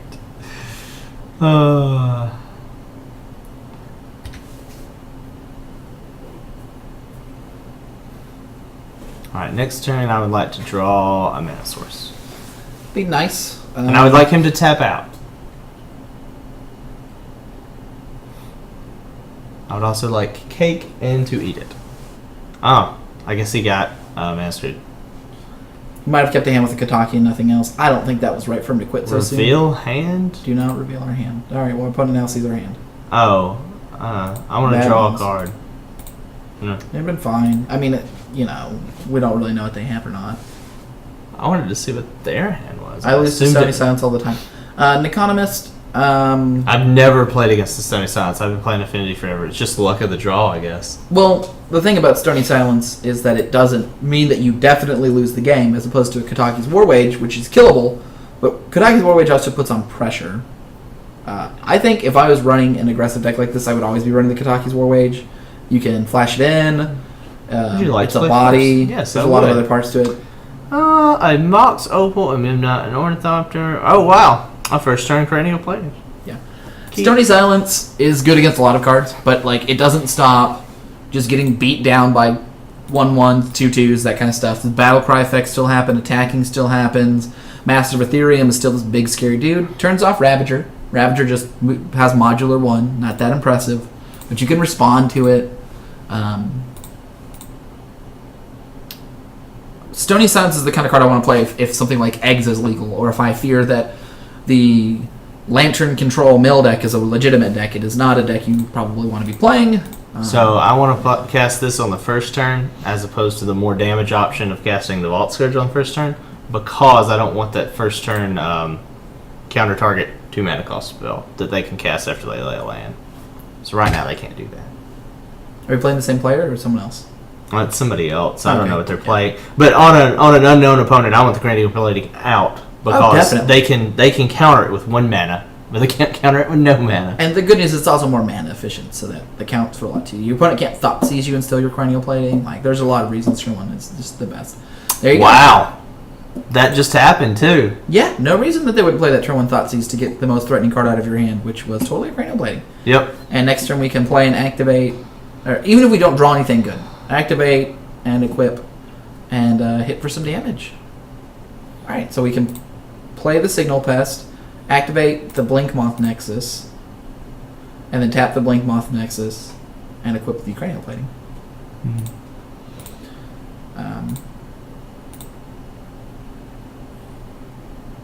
Then we're going to throw it onto the, I guess, Ornithopter. It's not particularly important, but sure. Well, it's not any more damage to put it on the Ornithopter, so you might as well put it on the Midnight. Unless you all play a Gut Shot, but it doesn't really matter. We're not going to be blocking. He's not playing Gut Shots, probably. He's also not playing things we'd want to block with 1 power. Like, if he's playing a red deck, I would probably put it on the Ornithopter, or if he's playing a deck that I thought had things like Gut Shot. But now we're just attack with the Midnight, keep back a blocker, which also isn't very relevant, but against red decks, those things can be relevant. They can be playing Monastery Swift Spear, in which case I'd want my Ornithopter back, but they could also be playing Gut Shot, in which case I'd want to equip my Ornithopter. So, there are a couple of little things here and there, but they're not really that big of a deal. Abzan colors? With a bird. Maybe it's the Collected Company version. I don't know if Maybe. they play bird. They're playing something big if they're playing birds. No point in playing a Glimmer Void except the instant speak click, so why not? So now I think I attack all out. I think you pay 1 blue to Blink Moth? you can equip to the Ornithopter and increase the damage because it's probably going to chump block with the guy, and then he takes 2 instead of 1. Or you can actually, no, you're right. You activate the Blink Moth. That represents more damage. I'm just wrong. Okay. That was one of the reasons we can equip to the Ornithopter is it makes the Ornithopter represent damage. Well, so the big thing here is whatever he blocks is not what the Cranial Plating is. Yeah, you're going to move it. So I want to hit F2. And leaving it on the Memnot means his bird will still die. Much better point. Yeah, that's actually really good. Alright, so we're going to put it on the Ornithopter. Oh, actually, it would die either way because the Signal Signal Pest. Pest. Yeah. But, we're going to put on the Ornithopter because that's the card we want to kill most. Moving your plating to the card you want dead most is always the best idea. We'd rather keep our other creatures. They represent a lot more threatening things. Your opponent could have a kill spell here, which is fine too. Okay. Is he not blocking? That's also fine. Okay, let's go ahead and move it. Alright, To the so I click here and attach.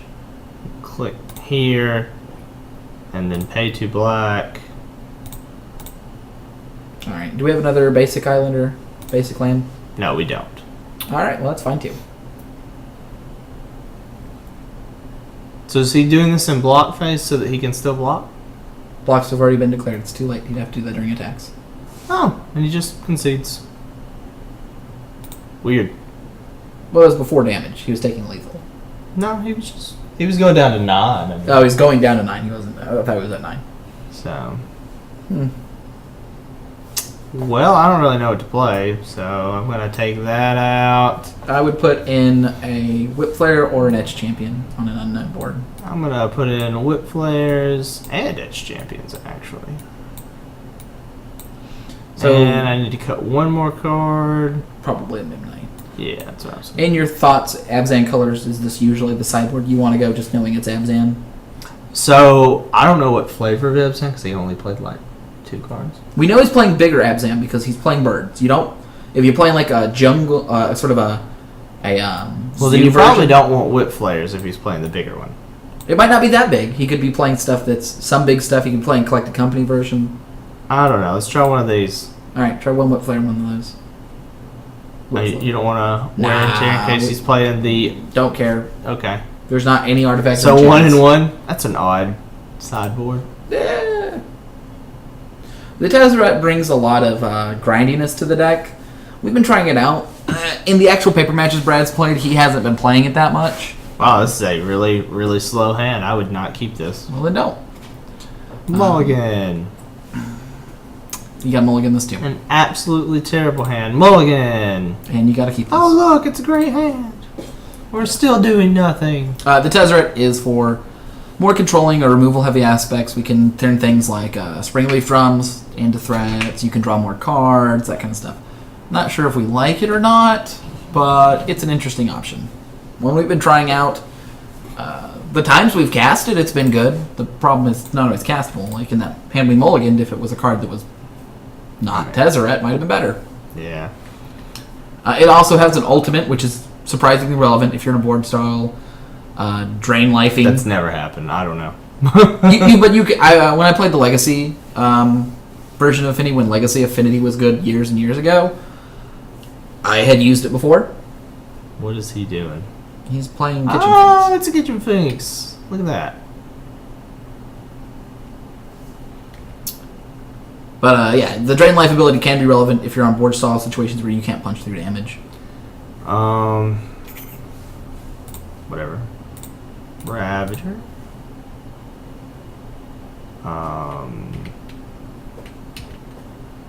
Alright, so he's going to attack us for 3 next turn. We are going to take 3. And next turn we're going to play Etch Champion and then try to beat him to death. Well, we're not going to be able to beat him to death until I get the cranial plating. So we're just going to block with Edge Champion for a little while. Huh! I knew it. You didn't want to sacrifice anything in response? But, I mean, I could sacrifice the Signal Fist, but... Yeah, we shouldn't sacrifice anything anyway. The Metalcraft's way more valuable. Yeah. Alright, so now we've gotten... See, that's pretty funny. We get to eat those words. I mean, what it makes... Arcbound Ravager pretty bad, but not the worst. It makes Cranial Plating a dead draw, other than Artifact count. And it makes Springleaf Drum a dead draw. So yeah, it cuts off a big part of our deck, but Yeah. we don't lose to it. Now we're in trouble. Yeah, we use that ability. Okay. We got a 1-2. Now it's a problem because we don't draw an artifact land. Etch Champion can die easily, and that's not where we want to be. We don't have a critical mass of artifacts, so Stony Silence can put a lot of hurting on us. Weird. We can't play Edge Champion. Yeah, we can. We can play Blink Moth Nexus. No. If we play Edge Champion, it will die. He only has 2 cards in hand left. He doesn't have that many ways to kill artifacts in that deck. Okay. Just saying, it's not a good idea to play an Edge Champion into a board where you don't have Metalcraft. Alright, we can attack with our Signal Pest as well. He can't block it. I mean, I guess we're not blocking, so sure. Get in there, Signal Pest. Do your damage. This has been a match where Tezzeret's good, so if we draw Tezzeret, it'll help a lot. Being that, it'll just turn artifacts that don't do anything into 5/5s. You like that Edge Champion? Yeah, I mean, you're right that it's a higher risk, and that if he has a removal, we're in trouble, or if he draws it, but if we just keep waiting, we're just going to die with bigger stuff. 1, 2, 3, 4 mana?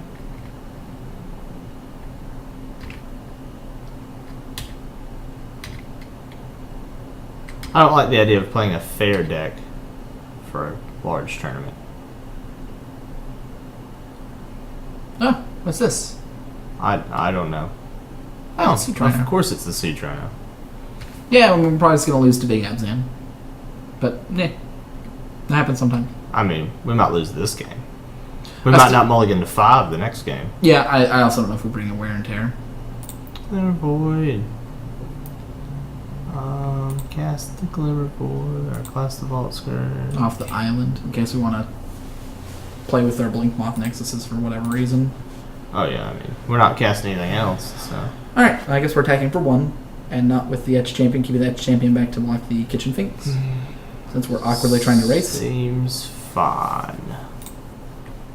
I mean, the good news right now is we are hitting for 3, 2 lifelink. If we draw more. Next turn we're going to activate both Blink Moth Nexuses. Like, yes, our opponent can draw a lot better spells. Yes, we can still lose the game, but we're not out. If our opponent doesn't get something interesting this turn, or doesn't do something that cripples us this turn, we could very easily be swinging for 1, 2, 3, 4, 5, 6, 7. Odd. Let's block Edge Champion on the Kitchen Finks. Well, that just means we're going to lose. What? Oh, he's still in his attacks. I don't know how that happened. Or where do you want to put the blocks? I don't want to block. Oh, no, we're fine, actually. If he casts a spell to kill this guy, we'll activate one of these and have another Yeah. artifact. Which he did. He's just trying to gain life. I don't know why he wants to gain life. Now, if he... Well, he needs more than just a... Yeah, if he we're plays a gonna land... die very soon to a siege right now. So. Or another Siege Rhino. No, not a Siege Rhino. More Kitchen Finks. Yeah, I mean, you can lose to a string of Kitchen Finks, too. Whatever. No, don't play that. Play your land, activate both of your Blink Moth Nexuses, and attack with both of your Blink Moth Nexuses for more damage? Or do you just want to attack with one Blink Moth Nexus, leave a Blink Moth Nexus out, and play a Steel Overseer? Each Blink Moth Nexus represents 2 damage, by the way. 2, 4, 5 damage. He's at 6, 26, 7. He's at 24. Yeah, you just try and... Want I just die? No. Why would you die? You gained 2. 4, 5, 6, 7, 8. Are we really close to death? Yeah, you can also play the Steel Overseer, activate one Blink Moth Nexus, and have a Blink Moth Nexus back to activate if you want. But the fact that... I think we should try to win. to win. I don't think we can because of the cards he played. But if he didn't play those cards, we could be in a place where Stony Silence didn't make us lose the game. Stony Silence actually didn't matter. Did it? Yeah, it did. We weren't able to... Our Edge Champion became much worse. And we had a lot of dead draws. It didn't matter this game, but it could have mattered a lot. Like, if we don't die this turn, we could have drawn a... Cranial Plating. Cranial Plating, yeah. There you go. So we keep the Edge Champion back.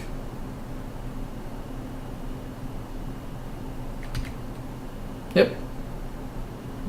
Oh.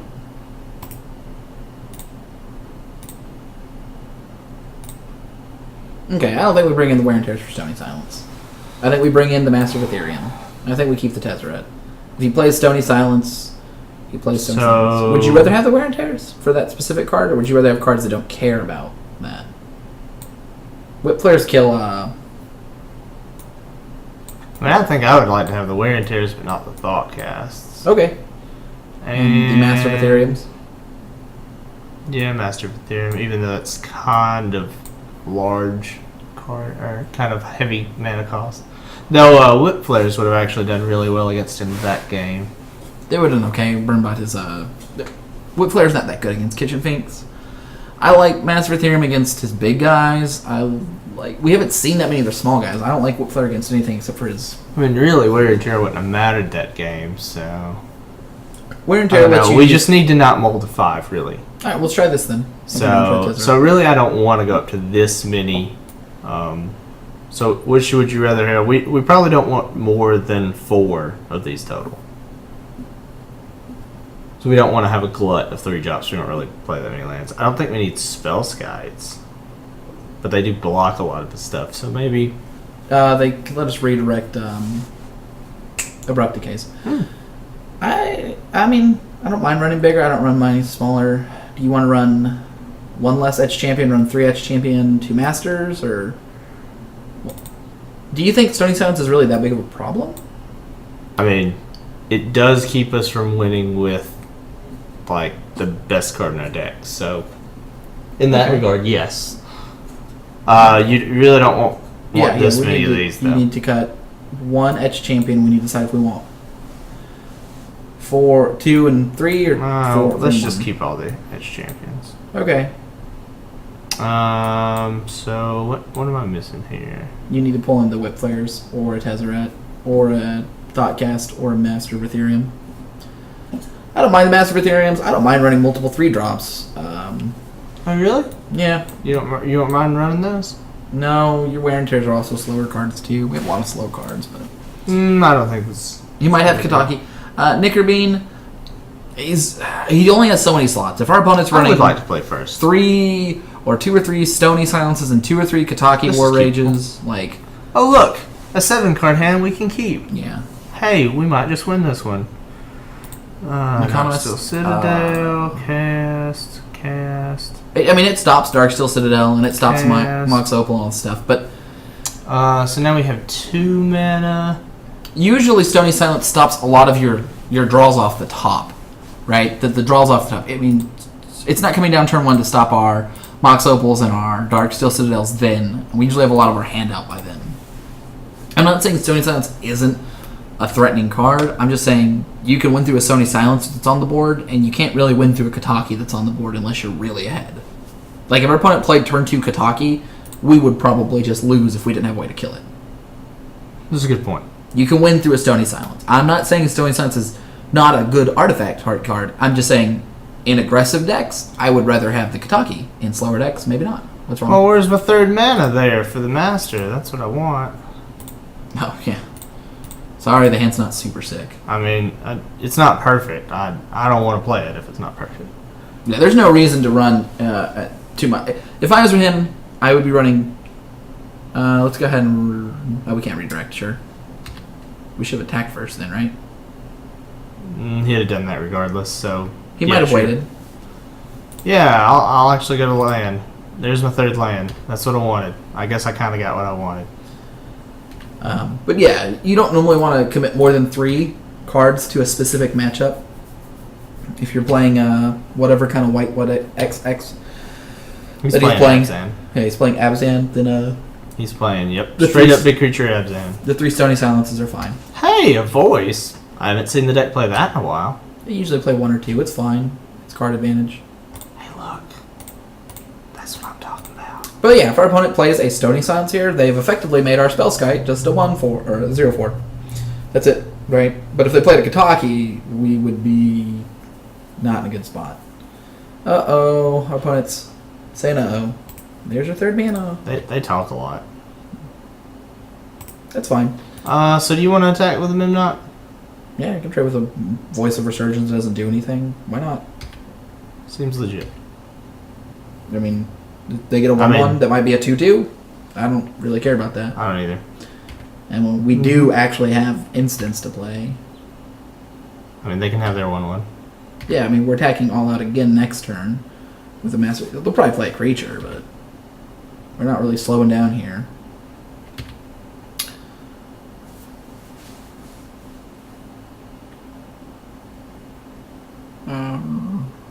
Elephant? No, get your picks. Doesn't really change anything. You gain 2 life. Yeah, we're attacking all out again. I'm playing a single pass attacking all out. Unless our opponent, unless we draw something that changes that. Thoughtcast would be good here, but I think we took that. Yeah, Yeah. it's also fine. We can play both of our guys and attack. Well, guess we will. When Affinity has its aggressive draw, you're going to need extremely good hate cards. And, like, if I was my opponent, Stony Silence is better if you want to play against a deck that, something like Tron. It's a good, stops a lot of different artifact decks. Against Affinity, you want to play something like Creeping Corrosion. That's pretty funny. Yeah. Right? Turn 3 Creeping Corrosion. If he had untapped and Creeping Corrosion, we probably would not have won. Right? Yeah. We would have lost everything except for the 2 cards in there. We probably would have been too far behind. Which is feasible. Yeah, Creeping Corrosion is like really hard to do. Oh, I wasn't in the window. I couldn't click F2. So, you know. Creeping Corrosion is really hard to deal with. I think Stony Silence is the better pick for him overall, especially if he's bringing Stony Silence in against Tron and against... I don't think you should actually board against the Lantern Control deck. I don't... the deck was a good deck when people didn't know about it, but now that people do, it's not. So he wants to spend 2 creatures. No, he won't be actually losing either creature. Yeah, that was a bad attack. We can attack. We can No, sacrifice. that wasn't a bad attack. We have a Ravager. We can't bad attack. Do you want to sacrifice your Ravager and kill one of his things? I don't mind killing the Elemental here, by the way. sacrifice the Ravager, make it big enough To kill one of them? to kill the Elemental and leave him with the Kitchen Finks. Or you can just sacrifice a Spell Sky, but I think I like keeping the Spell Sky over the I actually Ravager. kind of like sacrificing a land, but But then it doesn't go to the Spell Sky. yeah, just to make it a 3. I don't know why that matters. Yeah, we either sacrifice the Spell Sky or the Ravager. Alright, so just sacrifice the Ravager to itself. You get a hit. Okay, that goes to damage. Make your choice.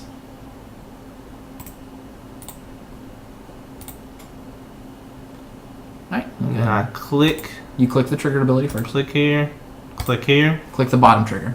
click here, click here, Yep. And there you click go. here. You'll kill his elemental, and yep, we'll use the ability. Yeah. Oh, we're one view away from 1,000 different people viewing, Brad. We're at the Nice. 999. The triple nines. This makes us a little bit more vulnerable to things like Path, but really he wants to path on Master of Ethereum, and we don't really care if he paths our 2/6 Spell Sky. Mm-hmm. He's dead on board too, so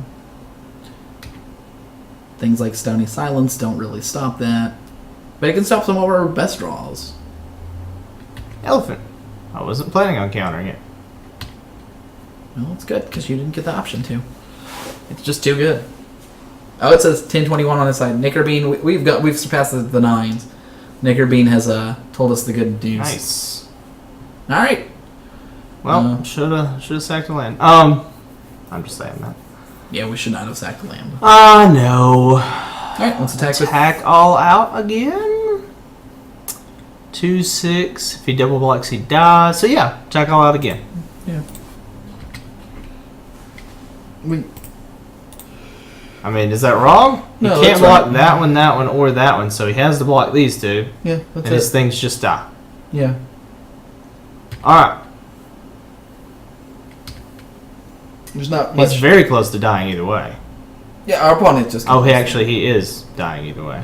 Yeah, Math he's is hard. dead. Well, once you're behind on Affinity, if you don't have the cards to just.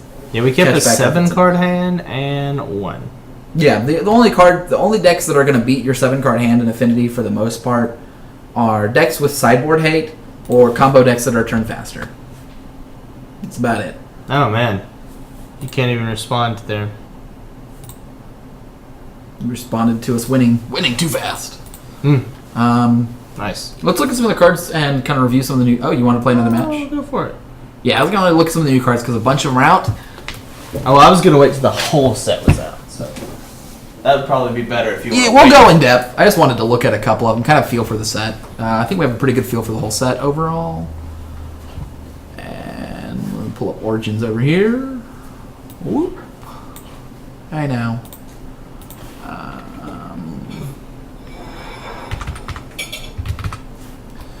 MTV Salivation. That's the one I usually use. I think Brad uses Mythic Spoiler. Only because one of them doesn't let it work. Oh, all right. So there's different things here. So I wanted to talk more about the mechanics than any specific cards. Let's make these a little bigger though, so you guys can see. Bloop bloop. Grow. Oh, I grew it too much. It's too large. I get that a lot. I know. All right. So there are various kind of things going on. We might have an enchantment theme at this uncommon. Blessed Spirits whenever you cast an enchantment spell. So this is a cast, it doesn't have to resolve, which is nice. Put a 1/1 counter on it. There's a minor theme for cards that are similar. Cleric of the Forward Order. You gain 2 life for each one in play, so you cast this one. If the trigger resolves, it counts itself, that's 2. If there's 2 in play, you gain 4. If your opponent kills it in response, you get 0. We have enchantments like Grasp of the Hieromancer. Enchanted creature gets +1/+1, and whenever this creature attacks, tap target defending creature's player. These are kind of enchantments that I'm actually not unhappy to play in Limited, so we'll be playing them some. This is an interesting constructed card that might see play. Basically, it prevents people from cheating creatures into play, and you draw a card, so it's fine. You could feasibly play like 1, maybe 2 if you could fit it into your deck main board. I'm not sure if you're going to be able to play them in Modern just because the slots are so important, even though it's a cantrip. So let's see. Where is Renown? Here we go. Renown is this big ability. I think it's a really cool ability. Basically, whenever your creature deals combat damage for the first time, they get a number of counters equal to Renown, which is 1 here. This becomes a 4/3. And some cards have effects when they Renown. Now this one doesn't. Let's go find one what that does. Some of these fancy, super cool rares we'll talk more about later. Let's see a really good Renown card. Where's the kind of Renown card you just gotta block? Oh, they don't have any in white. Alright, they only have a couple Renown cards. When Relic Seeker becomes Renowned, you search your deck for equipment, and you put it into your hand, right? So it becomes hard for your opponent to allow somebody to Renown it. The good news is you play something like a Relic Seeker on turn 2, you swing into their creature, and they feel forced to block it. Because once you Renown to a 3/3, some of them become even larger, some of them are just huge Renown cards. They have to chump block. They have to, or hope you don't have the trick. Now, in the Renown deck, you're probably drafting your Renown cards first and then decent combat tricks second. You might also notice that there's not like super crazy combat tricks going on. Mighty Leap, I think, is the best combat trick in white we have so far.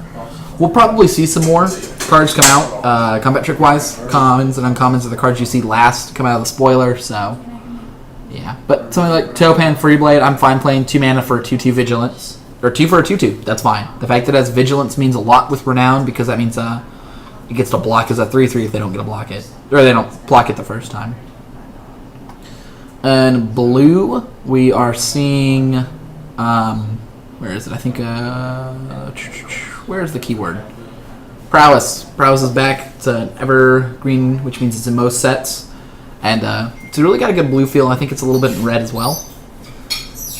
But with cards like Jesse and Thief, the Prowess means it's dangerous to block. You play your 3-drop. If you play a spell, something like a Shock, you can kill a big creature because of the extra power.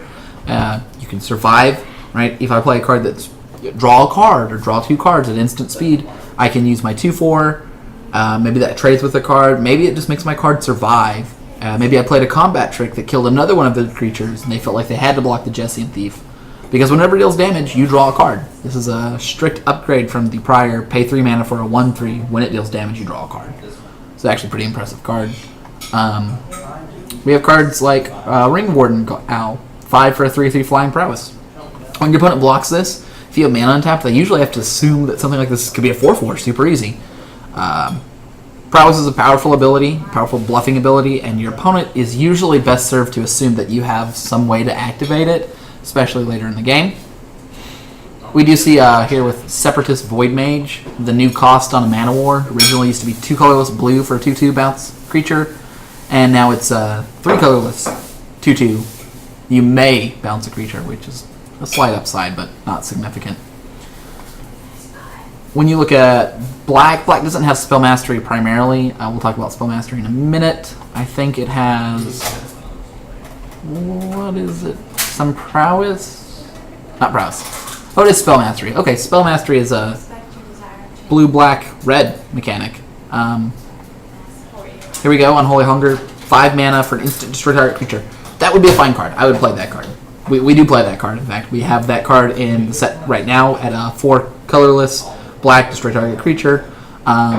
Spell Mastery, if there's 2 more instant or sorceries, which is a little trickier on limited, you're not normally going to have too many of those unless you're playing a more controlling deck. So I would look at Spell Mastery as an upside to a deck or 2 later and not something to necessarily try to mash into your deck. You need a lot of creatures. You gain 2 life, which is a smaller kind of effect. Undead Servant is actually my favorite of all of the numbers count cards. The rest of them count the number of creatures you have in play at the time for the white and the blue, the green and the red. I ignored the blue one. The blue one lets you draw a card. If you have another one with that name in play, I think that card's not playable. It's a 1/1 flying creature. It's just kind of piddly. This one pulls all your, or gives you a 2/2 black zombie for each one in the graveyard. So if you have 1 in your graveyard, at the first one, 4 for a 3/2 is okay. It's underrated, but not horrible. It's just 1 toughness away from being a hill giant, which I'm happy with in black. After the first one's dead, you get essentially 5 power and 4 toughness for 4, which is amazing. And if you manage to get 2 in your graveyard, you're looking at basically Grave Titans. This card has a lot of potential to be very powerful. I don't know how early you want to pick them up, though. We'll have to see how the drafting format kind of works out. Again, Flesh to Dust. Wow, it's interesting we have Flesh to Dust and Unholy Hunger in the same set. Flesh to Dust is the same card for the most part as Unholy Hunger. Regenerating is pretty rare. But we have 2 pieces of instant speed removal, so black is looking pretty solid. It's a later, right? Way to the Underworld, a later card as well. I don't think we've seen any early black removal. Cruel Revival at uncommon is a 2-for-1 often, but comes down later. So we have a lot of late game removal in black. It makes me think it's more controlling than aggressive. Cards like Soul Reeve will be especially important if you have a lot of... Like, I would take my first Soul Reeve over the second or third 5-mana removal spell. In red, we have Menace, which is replacing Fear and Intimidate. Has to be blocked by 2 or more creatures. A big plus, you're 3-2, you throw a pump spell on it, now it's trading 2 for 2, which isn't bad. And often it might just trade 2 for 2 very easily. So I'm excited about Menace. I think it's a better keyword than Intimidate or Fear, and it makes for more interactive games, which is a plus, right? The more options you have means that on either side you're making more decisions, and decisions is what decides good players. Chandra's Fury's back at common, which is pretty cool. I don't know how many 1 toughness creatures we have. We'll give a look over that when we have the whole set out. That'll determine how good something like Chandra's Fury is. You have some rares. You got some Sweet Abs. Sweet Ab Man. He gets to steal a small creature. I like this on a creature a lot. Very powerful creature, can win you the game.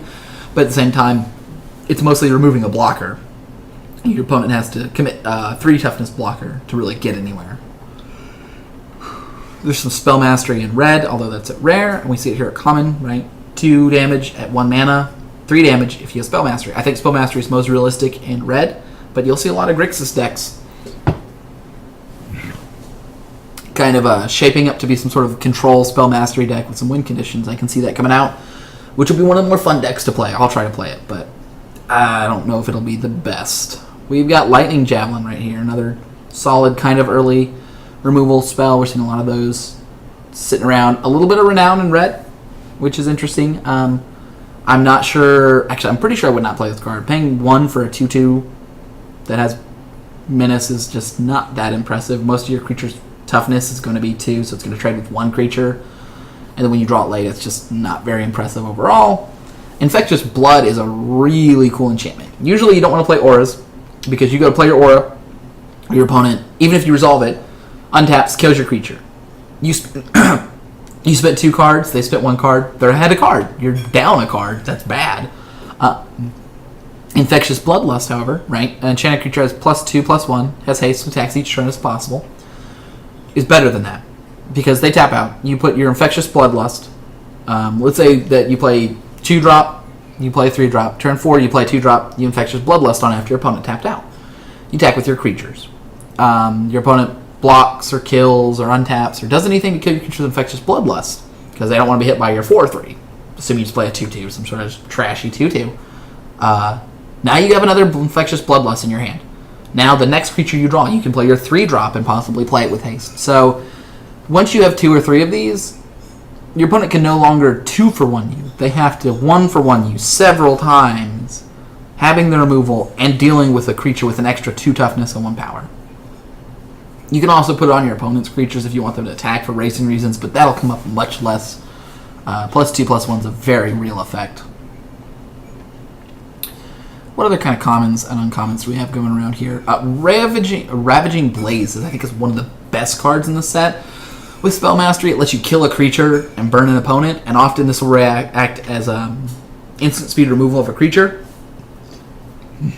Or a finishing spell, right? So it's in the game and you've got 8 mana. This does 6 damage to your creature and 6 damage to a player, which can let you sneak through some damage, or more importantly, just burn your opponent to the face.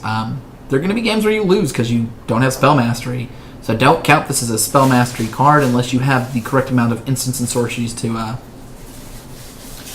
make sure the calculation's right, and we'll kind of figure out where that's at based on how the set comes out. one of the cards I actually wanted to highlight it. Seismic Elemental. 5 for 4/4 in red. I'm happy. I'm going to play that card a lot. When it enters the battlefield, creatures without flying can't block this turn. Not when it attacks or anything like that. A very subtle ability, but a great curve topper in a red deck. Right? You play all your creatures before it, you play your Seismic Elemental to get through more damage, and now all of a sudden your opponent's almost dead. They have to block this Seismic Elemental, make trades they don't want to. They thought they had one more block in them, but you snuck through another 6-7 damage with your small creatures, and now you get to swing with your small creatures and your Seismic Elemental again, putting you in a good spot. I think this is one of the better uncommons in red that we've seen, design-wise especially.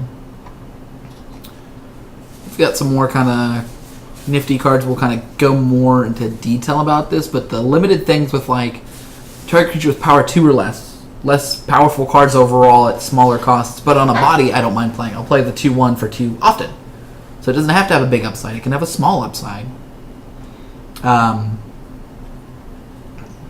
What else do we have that's interesting here? There's an Elves Theme Matters thing. I don't think you'll be able to draft that often. I don't think you'll be able to get enough concentration of elves. I wouldn't look to do it, but it's interesting that it's there. We have a tribal theme. I think it's more oriented towards constructed. They're a little bit in black and green.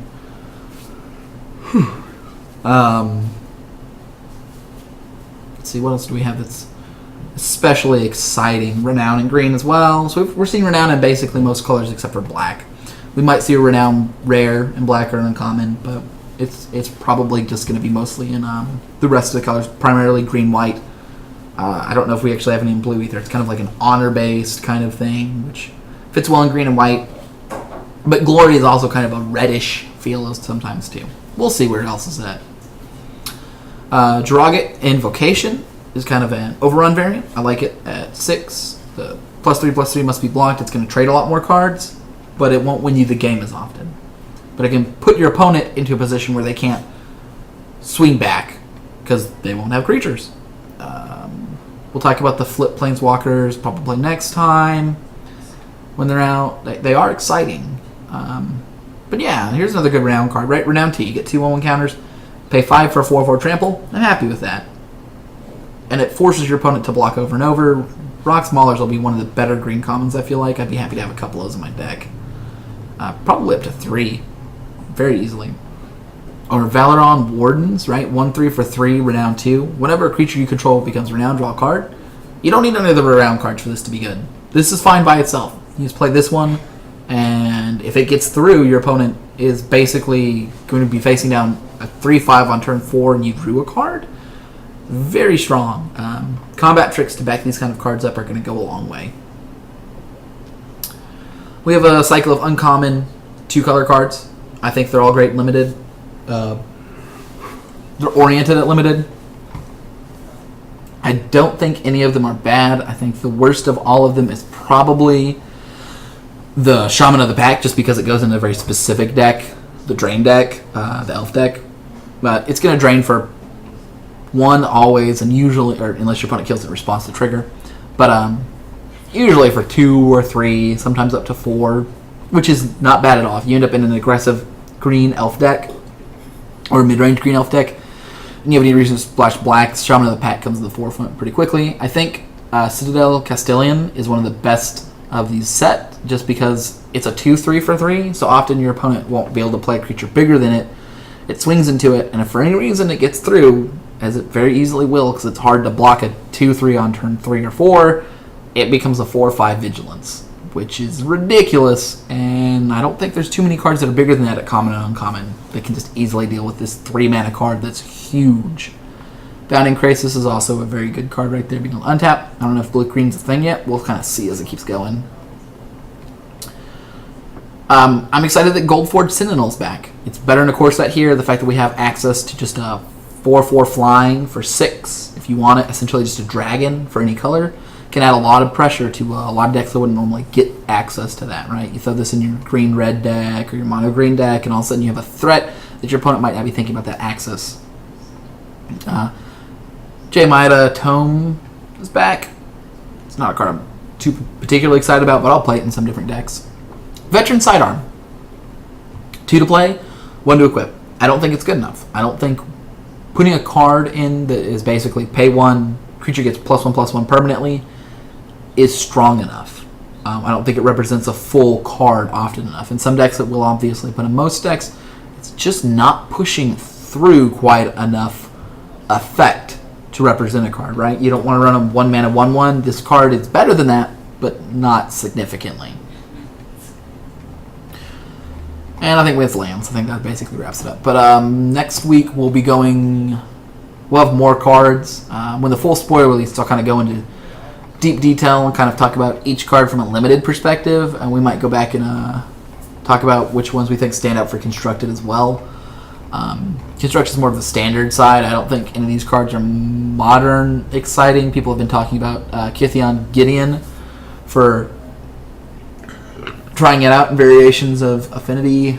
We might if they're cheap, but I don't think they'll be good enough to make that kind of cut at first. And I don't think you want to give up the consistency to try to throw down with just a 4-power attacker, which is essentially what it is, especially in the form of lightning bolts.